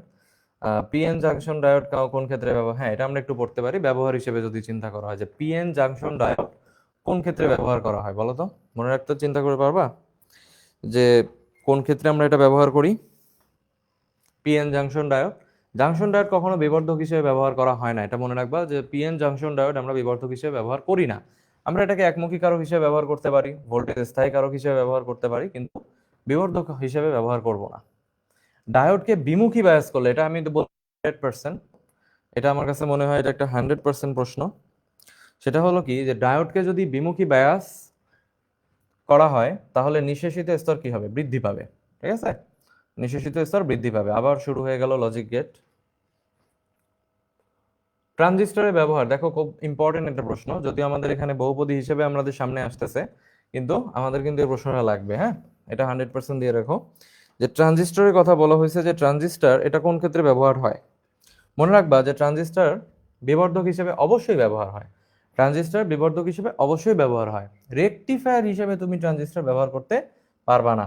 তোমার তার মানে রেকটিফায়ার হিসেবে যেটা ব্যবহার বলছে এটা হবে ক্রস, তাহলে আমাদের হয়ে যাবে 1 আর 3।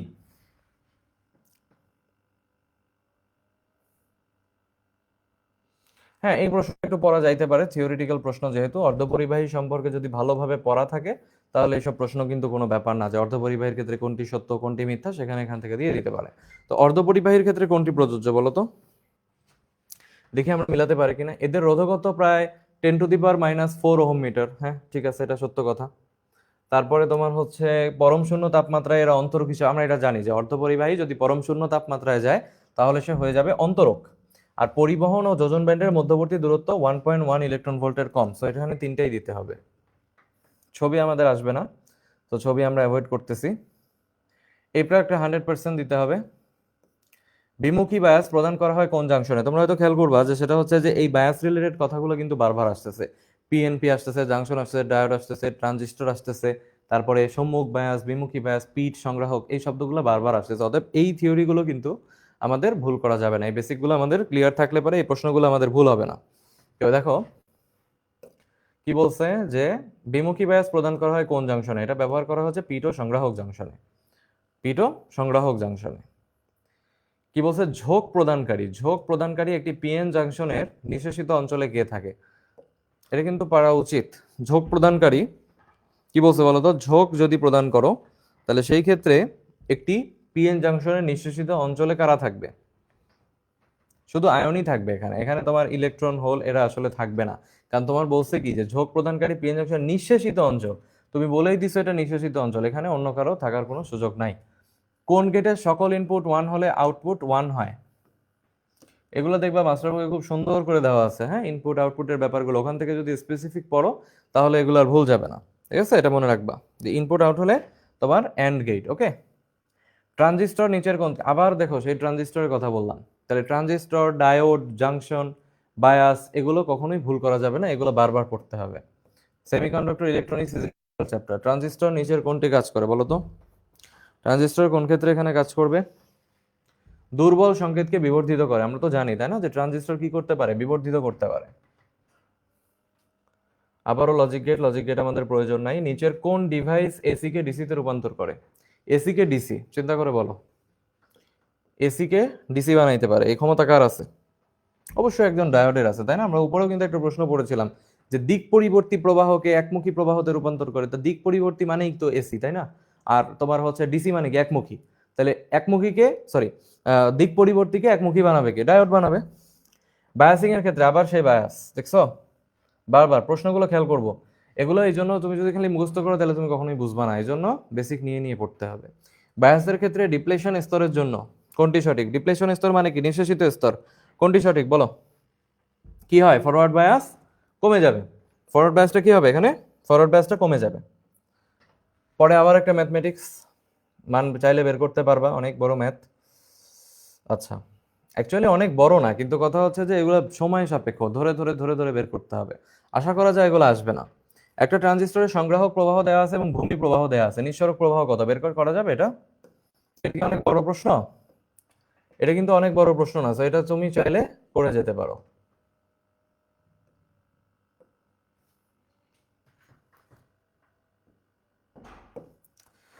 সংগ্রাহক প্রবাহ দেওয়া আছে, এখানে তোমার কি দেওয়া আছে ভালো করে চিন্তা করো। সংগ্রাহক প্রবাহ দেওয়া আছে, তোমার হচ্ছে কি বলছে, ভূমি প্রবাহ বের করছে, এখানে নিঃসরক প্রবাহ তোমার বের করতে হবে। তো নিঃসরক প্রবাহ কিভাবে বের করবো? খুব সুন্দর, আইপি সমান সমান হচ্ছে আইসি প্লাস আইবি, এই সূত্র দিয়ে তুমি বের করে ফেলতে পারবা। তাহলে কত হয়, এখানে তোমার দেওয়া আছে 5 আর এ পাশে তোমার দেওয়া আছে কত, 100। তাহলে 100 কি মাইক্রো অ্যাম্পিয়ার, মাইক্রো অ্যাম্পিয়ার থেকে তুমি অ্যাম্পিয়ারে যাও, যোগ বিয়োগ করলে ঠিকই দেখবা বের হয়ে যাবে। প্রবাহ বিবর্ধনের গুণক কত, সেটা আলফা। আলফার একটা সূত্র আছে, বলো তো কত? আলফা সূত্র কি দিয়ে বের করব আমরা? আলফা সমান সমান হচ্ছে আইসি বাই আইই, আমরা শুরুতেই পড়ছিলাম। তা আইসি আইই এই সূত্র থেকে উপর থেকে আমরা হিসাব করে জাস্ট বসাই দিব, তাহলেই বের হয়ে যাবে। এন্ড গেট কোথায় ব্যবহার করা হয়, তাই না? এই টাইপের কোশ্চেনগুলো আমরা কিন্তু ইজিলি চাইলে করতে পারি। যে এন্ড গেট আমরা কোথায় ব্যবহার করি, চিন্তা করে বলো তো, এন্ড গেট আমরা কোথায় ব্যবহার করি? এটি কি যোগ বিয়োগের জন্য ব্যবহার করা হয় নাকি গুণের জন্য ব্যবহার করা হয়? এটা গুণের জন্য ব্যবহার করা হয়। কোনটি মৌলিক গেট নয় তোমরা জানো? যে মৌলিক গেট তার নামের সাথে ন্যান্ড, এক্স নট, তাই না, এগুলো থাকবে। তাহলে এটা কিন্তু কখনো একটা মৌলিক গেট হবে না।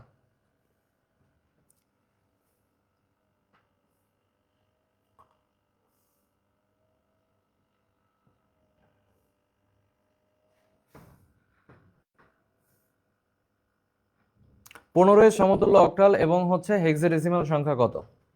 একবারে আমরা 51-তে সুইচ করলাম, খেয়াল করে দেখো 15-এর সমতুল্য অক্টাল এবং হেক্সাডেসিমাল সংখ্যা কত, এটা মোটামুটি আমরা হিসাব করে বের করতে পারি, সেটা হচ্ছে 17 এবং এফ। বেশিরভাগ বেশিরভাগ প্রশ্ন হচ্ছে লজিক গেটের, তবে কথা হচ্ছে লজিক গেটের যে ছবি যুক্ত প্রশ্নগুলো সেগুলো অ্যাভয়েড করলে খুব একটা ক্ষতি আমাদের নাই। এখানে একটা বেসিক প্রশ্ন আছে, দেখো বেসিক থেকে আসবে, সেটা হচ্ছে বিশুদ্ধ অর্ধপরিবাহীর পরিবাহিতা বৃদ্ধি পাবে কখন? একটা বিশুদ্ধ অর্ধপরিবাহী তুমি নিছো এবং তার পরিবাহিতা তুমি বৃদ্ধি করতে চাচ্ছ, তাহলে তোমাকে কি করতে হবে চিন্তা করে বলো তো। একটা বিশুদ্ধ পরিবাহীর পরিবাহিতা যদি আমি বাড়াইতে চাই, তাহলে আমার কি করা প্রয়োজন বলো? তোমরা কি আসো? তাপমাত্রা বৃদ্ধি করো, তাপমাত্রা বৃদ্ধি করলে যে কোনো জিনিসের পরিবাহিতা কিন্তু বাড়ে, তাই না কিছুটা? ত্রিযোজী যদি মৌল মিশাও এবং পঞ্চযোজী মৌল তুমি যদি মিশাও, ইলেকট্রন হোল বোথ ক্ষেত্রেই আমরা দেখতে পাবো পরিবাহিতা বাড়বে। ঠিক আছে, নিচে আবার একটা বক্সের মতো দেওয়া ফিগারাল কোশ্চেন আমরা পড়বো না। ডোপ্যান্ট কি? আমি বলবো 100%। ডোপ্যান্ট কি? আমি বলবো 100%, এটা পড়তেই হবে। তাহলে বলো তো ডোপ্যান্ট কি জিনিস? ডোপ্যান্ট হচ্ছে যদি তুমি একটা অর্ধপরিবাহীর সাথে, ভালো করে খেয়াল করবা, এটা কিন্তু পরিবাহীর সাথে অপরিবাহীর সাথে কোনো কিছু মিক্স করতেছে এমন না, এটা অর্ধপরিবাহীর সাথে মিক্স করতে হবে। সাথে যদি অপদ্রব্য তুমি মিক্স করো, তখন সেটাকে বলা হয় ডোপান্ট। ক্যাপাসিটরের কাজ 100%, 100, এটা আমি বলবো 100% ইম্পর্টেন্ট। এটা ক্যাপাসিটরের কাজ কি বলো তো, কোথায়? এসি সার্কিটে। তারপরে প্রশ্ন কি, পিএন জাংশনের সংযোগস্থলে ডিপ্লিশন স্তর যে সৃষ্টি হচ্ছে, এটার কারণ কি? পিএন জাংশনে এখানে ডিপ্লেশন স্তরের যে কারণ, এটা কারণ কি বলতো? আধান বাহকের ব্যাপন। কেন তৈরি হচ্ছে? আধান বাহকের ব্যাপনের কারণে তৈরি হচ্ছে। আবারও ম্যাথ, একটা ট্রানজিস্টর আলফা দেওয়া আছে, আইই দেওয়া আছে, বিটা কি বের করা যাবে? কি বিটা বের করা যাবে নাকি যাবে না বলো? কি সূত্র দিয়ে বের করবা? 66 নাম্বার যেটা দেওয়া আছে, এটা কি সূত্র দিয়ে বের করবা বলো? Alpha equal to 1 minus I B by I E, এই সূত্র দিয়ে বের করে ফেলতে পারবা।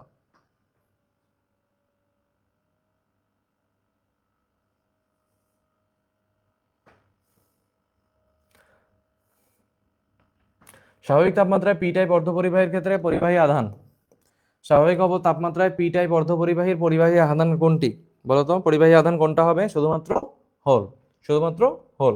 পি টাইপ সেমিকন্ডাক্টর কোনটা? পি টাইপ সেমিকন্ডাক্টর কোনটা বলতো?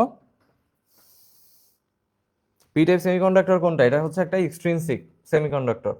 আর তাপমাত্রা বাড়লে অর্ধপরিবাহী রোধ কি হয়? তাপমাত্রা বাড়লে অর্ধপরিবাহী রোধ কই যাবে বলো? চিন্তা করে বলবা। একটু আগে পড়ছো না যে তাপমাত্রা যদি বাড়ানো হয় তাহলে অর্ধপরিবাহীর পরিবাহিতা বাড়ে? তো পরিবাহিতা যদি বাড়ে তাহলে রোধ তোমাকে কমাইতে হবে, তাহলে রোধ কি হবে? কমবে। অর্ধপরিবাহী ডায়োডকে সম্মুখ বায়াস করা হলে, এই যে আবার সেই ডায়োড, অর্ধপরিবাহী ডায়োডকে সম্মুখ বায়াস করলে কি হবে বলো তো? অর্ধপরিবাহী ডায়োডকে সম্মুখী বায়াস করলে কি হবে?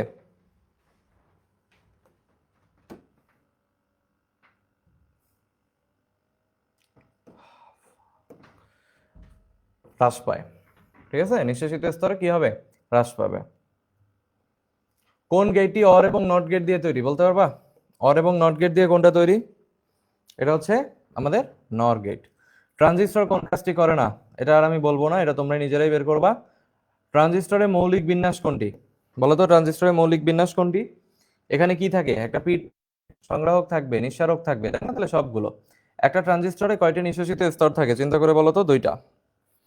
কয়টা হবে? দুইটা হবে। কোন দুইটা লজিক গেটকে সার্বজনীন বলে? আমি বলবো এটা 100%। কোন দুইটা লজিক গেটকে সার্বজনীন গেট বলে? আমি কিন্তু, তোমাদের একটু কষ্ট হয়ে যাচ্ছে হয়তো, কিন্তু আমি কিন্তু তারপরও তোমাদের এমসিকিউ গুলো যেগুলো লাগবে অবশ্যই পরীক্ষার জন্য, সেগুলো কিন্তু আমি দেখাই দেওয়ার চেষ্টা করতেছি। কোন দুইটা লজিক গেটকে আমরা সার্বজনীন বলি? সবাই কিন্তু পারো এটা। তো সার্বজনীন গেটটা, এটা কিন্তু পরীক্ষায় আসার জন্য 100% ফিট। তোমরা কি আসো কমেন্ট সেকশনে?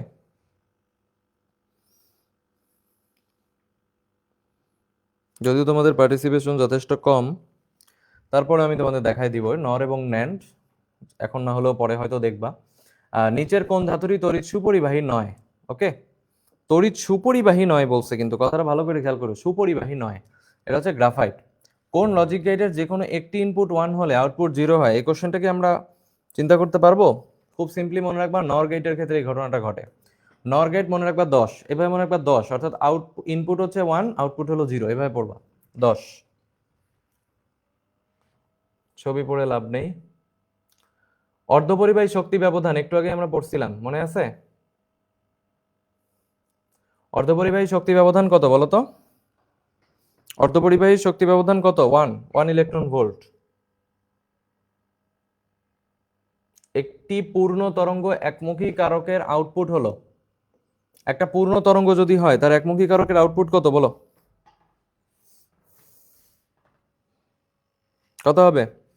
স্পন্দিত একমুখী ভোল্টেজ, এটা খেয়াল রাখবে, স্পন্দিত একমুখী ভোল্টেজ। বেশিরভাগই ফিগার। বিপরীত ব্যাসযুক্ত পিএন, বিপরীত ব্যাসযুক্ত বলছে কিন্তু, বিপরীত ব্যাসযুক্ত পিএন সংযোগের রোধ, বিপরীত ব্যাসযুক্ত পিএন যদি হয় তাহলে সেটা রোধ কত হবে বলো? অসীম হবে, মনে রাখবা, অসীম। একটি ট্রানজিস্টরে কমন অ্যামিটার বিন্যাসের ক্ষেত্রে প্রবাহ বিটা এর জন্য কোনটি সঠিক? বিটা এর জন্য সঠিক হচ্ছে beta is greater then 1, beta is greater দেন 1। পূর্ণ তরঙ্গ একমুখীকরণ ব্রিজ বর্তনীতে একটি ডায়োড অপসারণ করা হয়েছে, তাহলে আউটপুট সংকেত কি হবে? তুমি ডায়োডটা কি করছো? সরাই নিছো। ডায়োডটা কি করছো? সরাই নিলা। তাহলে সরাই যদি তুমি নাও, তাহলে এখন দুইটাই ঘটনা হইতে পারে, এটা হয় তুমি ধনাত্মক পাবা, নাহলে তুমি ঋণাত্মক পাবা। আর যেহেতু সরাই নিছো, এখানে ডিটারমিন হবে না, হয় তুমি ধনাত্মক পাচ্ছ নাহলে তুমি ঋণাত্মক পাচ্ছ, ফিক্স করে বলা পসিবল না আগেই। আবার একই জিনিস, তাপমাত্রা বৃদ্ধি পেলে অর্ধপরিবাহী তড়িৎ পরিবাহিতা কি হবে? তড়িৎ পরিবাহিতা বাড়বে। তড়িৎ পরিবাহিতা কি হয়? বাড়ে। কিন্তু যদি খেয়াল রাখো, পরীক্ষায় বলছে কি যে তাপমাত্রা বাড়াচ্ছ, একটা অর্ধপরিবাহী রোধের কথা বলছে, রোধ যদি বলে তাহলে রোধ কমবে, আর যদি বলে অর্ধপরিবাহী তড়িৎ পরিবাহিতা কি হবে তাহলে বাড়বে। ঠিক আছে, দুইটার মধ্যে কিন্তু বিপরীত সম্পর্ক, রোধের সাথে পরিবাহিত সম্পর্ক ব্যস্তানুপাতিক। বিমুখী বায়াস, বিমুখী বায়াস প্রদান করা হয় কোন জাংশনে? চিন্তা করে বলো। আবার আসতেছে সেই, দেখো একই কথাই কিন্তু বারবার বলতেছি, সম্মুখ ব্যাস, বিমুখী ব্যাস, সম্মুখ ব্যাস, তাই না? তাহলে বিমুখী ব্যাস প্রদান করা হয় কোথায়? পিট এবং সংগ্রাহকে প্রদান করা হয়। ঝোঁক প্রদানহীন একটি পিএন জাংশনে নিষেধিত অঞ্চলে থাকে কি বলো? কেবলমাত্র আয়ন, এটা আমরা উপরেও পড়ছি। ট্রানজিস্টরের কারণ বিবর্ধক গুণক দেখছো? আলফা সূত্র পারি আমরা এটা, IC by I E, IC by I E. জার্মেনিয়ামের সাথে নিচের কোন মৌলটি যুক্ত করলে এন টাইপ অর্ধপরিবাহী তৈরি হয়? চিন্তা করে বলো। জার্মেনিয়ামের সাথে কোনটা যুক্ত করলে এন টাইপ অর্ধপরিবাহী হবে? পারবা এটা? সহজ জিনিস কিন্তু, আর্সেনিক। আবারও ছবি।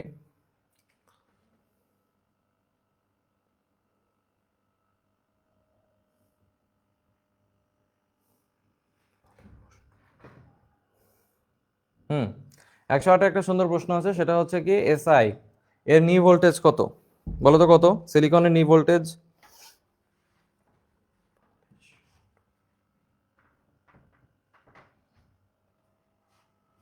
কত বলো? 0.7। 2 কিলো অ্যাম্পিয়ার রোধের মধ্যে দিয়ে কত প্রবাহ হবে? রোধ যদি দেওয়া থাকে তাহলে প্রবাহ কি বের করা যায়? রোধ যদি দেওয়া থাকে প্রবাহ কি বের করা যাবে? যাবে। হেক্সাডেসিমাল সংখ্যা পদ্ধতির ভিত্তি তোমরা নিজেরাই জানো। অর্ধপরিবাহীর বৈশিষ্ট্য নয়, যে দেখছো আবারও কিন্তু একই কথা। অর্ধপরিবাহীর বৈশিষ্ট্য নয়, অর্ধপরিবাহীর বৈশিষ্ট্য নয় কোনটা এটা জানতে হলে অর্ধপরিবাহীর বৈশিষ্ট্য কোনটা এটা তোমাকে আগে জানতে হবে। এখন এর সাথে আমরা যদি মিলাই মিলাই দেখি তাহলে আমরা হয়তো বের করতে পারবো। কেউ আসো আমাদের সাথে? তাপমাত্রা বৃদ্ধি পেলে রোধ হ্রাস পায়, অবশ্যই। গঠন কেলাসাকৃতির, ট্রু। আপেক্ষিক রোধ 10⁻⁻1 ওহম মিটার থেকে 0.5 ওহম মিটার, ওকে। পরিবহন ব্যান্ডে প্রচুর মুক্ত ইলেকট্রন থাকে, কোনোদিন না। পরিবহন ব্যান্ডে যদি প্রচুর মুক্ত ইলেকট্রন থাকতো তাহলে তার পরিবাহিতা অনেক বেশি হইতো, কখনোই সত্য না।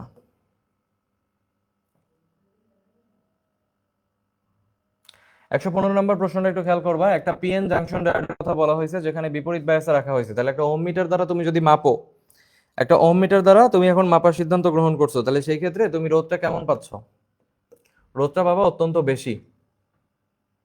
নিচের কোনটি অর্ধপরিবাহী? বলো তো কোনটা অর্ধপরিবাহী এর মধ্যে চেনা যায়? এটা হলো গ্যালিয়াম আর্সেনাইড, ওকে।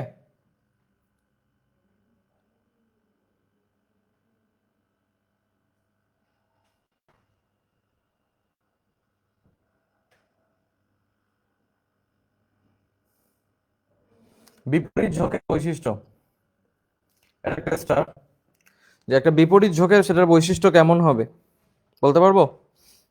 একটা বিপরীত ঝোঁক, আচ্ছা মিলি অ্যাম্পিয়ারে তড়িৎ প্রবাহ পাওয়া যায় না, মিলি অ্যাম্পিয়ারে তড়িৎ প্রবাহ পাওয়া যায় না, মাইক্রো অ্যাম্পিয়ারে তড়িৎ প্রবাহ পাওয়া যায়, হ্যাঁ এটা একটা ট্রু। মাইক্রো অ্যাম্পিয়ারে তুমি তড়িৎ প্রবাহ এখানে পাবা।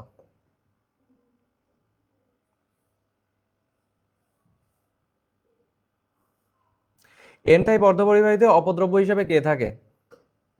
খেয়াল করো। P type, sorry, P type অর্ধপরিবাহীতে অপদ্রব্য হিসেবে কে থাকে? পি টাইপ যদি হয়ে থাকে তাহলে তুমি কাকে পাবা এখানে বলো তো? পি টাইপ মানে কি? ত্রিযোজী। এখানে তুমি ত্রিযোজীর ক্ষেত্রে পাবা, ঠিক আছে? পি টাইপের ক্ষেত্রে ত্রিযোজী পাবা।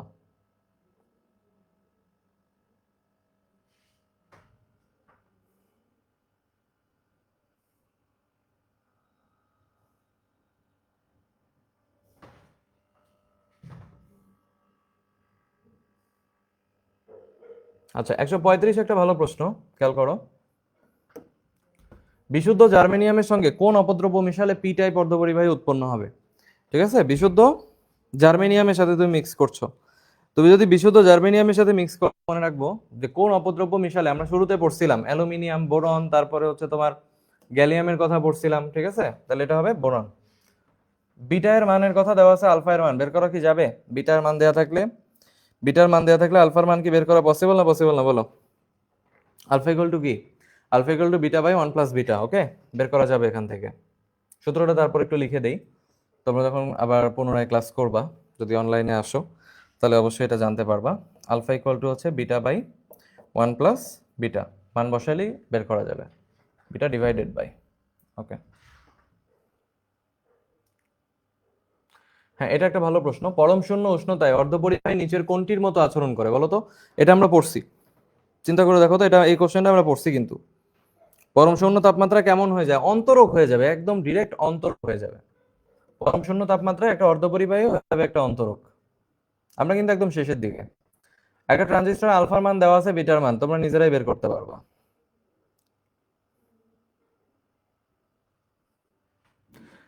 আমি যে ম্যাথগুলো, অর্থাৎ যেগুলো ম্যাথ তোমার এই বাইনারি, ডেসিমাল, হেক্সাডেসিমাল এগুলো অ্যাভয়েড করে যাচ্ছি, এগুলো কিন্তু অ্যাকচুয়ালি আমি এখানে করতেছি না, বিকজ অফ সময় সাপেক্ষ। হ্যাঁ এটা সময় সাপেক্ষ ব্যাপার। তোমরা এই জিনিসগুলো, সূত্রগুলো অবশ্যই মাস্টার বুক থেকে দেখবা এবং দেখে দেখে নিজেরা সলভ করার চেষ্টা করবা। যেগুলো মুখস্থ করতে কষ্ট হবে বা যেগুলো বের করতে কষ্ট হবে সেগুলো একটু মুখস্থ করার চেষ্টা করবো, তাতেও তোমাদের উপকার হবে। যোজন ব্যান্ড ও পরিবহন ব্যান্ড পরস্পর মিলে গেলে 100% দিয়ে দাও, 100%। যোজন ব্যান্ড এবং পরিবহন ব্যান্ড যদি পরস্পর মিলে যায় তখন পদার্থটার প্রকৃতি কেমন হবে? এই কোশ্চেনটা কিন্তু তোমাদের আসার মতো, ঠিক আছে? দুইটা জিনিস যদি মিক্স হয়ে যায়, পরিবহন ব্যান্ড এবং যোজন ব্যান্ড যদি মিক্স হয়ে যায় তাহলে তোমার এটা কি হয়ে যেতে পারে? পরিবাহী হয়ে যাবে। ঠিক আছে, কি হয়ে যাবে? পরিবাহী হয়ে যাবে। এবং বলতো এটা কিন্তু আমরা অলরেডি পড়ছি, এটা আমরা অলরেডি পড়ে ফেলছি না বলতো? যে মাত্র যে কোশ্চেনটা দেখতেছো, যে পরিবাহী পদার্থের যোজন ব্যান্ড এবং পরিবহন ব্যান্ডের মধ্যে শক্তির ব্যবধান কত? যেহেতু তুমি পরিবাহী বলছো তাহলে ওদের মধ্যে কিছু থাকবে, জিরো হবে। তাহলে এটার অ্যান্সার কি হবে? জিরো। ট্রানজিস্টরের প্রবাহ লাভ,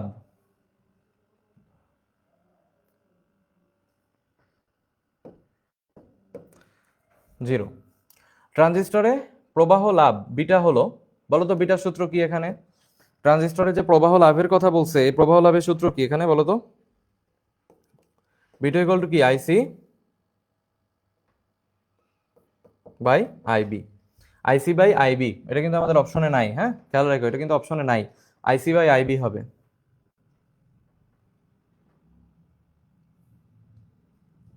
ওকে,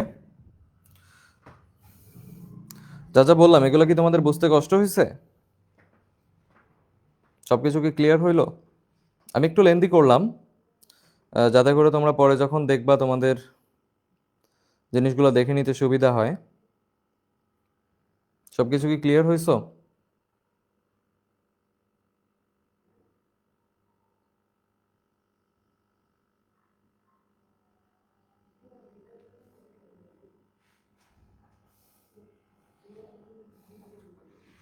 সবাই কি ক্লিয়ার হয়েছো কিনা?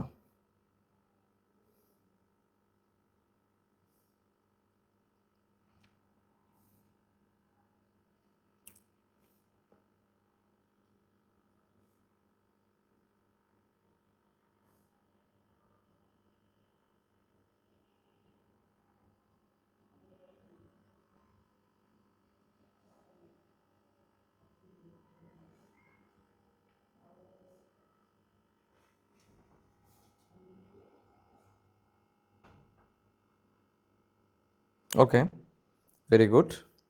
যারা যারা শেষ পর্যন্ত ছিল তাদেরকে ওয়েলকাম, যে তোমরা ফাইনালি ছিলা, এতে করে তোমাদেরই হেল্প হবে। তো চেষ্টা করবা যে জিনিসগুলো বললাম এগুলো ক্লিয়ার করে ফেলার জন্য। আর এই যে জিনিসগুলো বলছি এই জায়গাগুলোই ভালো করে বেশি বেশি সলভ করবা। আর ম্যাথমেটিক্যাল থিওরিগুলো যেগুলো আছে ওইগুলা তোমার হচ্ছে মাস্টার বুক থেকে, মাস্টার বুকে ম্যাথ কর্নার আছে, দেখবা যে প্রত্যেকটা চ্যাপ্টারের লাস্টে কিন্তু ম্যাথ কর্নার সংশ্লিষ্ট আছে। সো ম্যাথ কর্নার থেকে আগে ভালো করে দেখে নিবা যে কোন কোশ্চেনগুলো ভালো করে পড়বা। আমরা চাইলে তো সবই পড়তে পারি, তাই না? লজিক গেটের ছবি সহ, সার্কিট সহ, সব সহ মিলাই পড়ে ফেলতে পারি, কিন্তু কথা হচ্ছে দিন শেষে কোন জিনিসটা আমাদের জন্য লাগবে সেটা বোঝাটা কিন্তু অনেক বেশি জরুরি। ঠিক আছে, সবাই ভালো থাকো, আসসালামু আলাইকুম।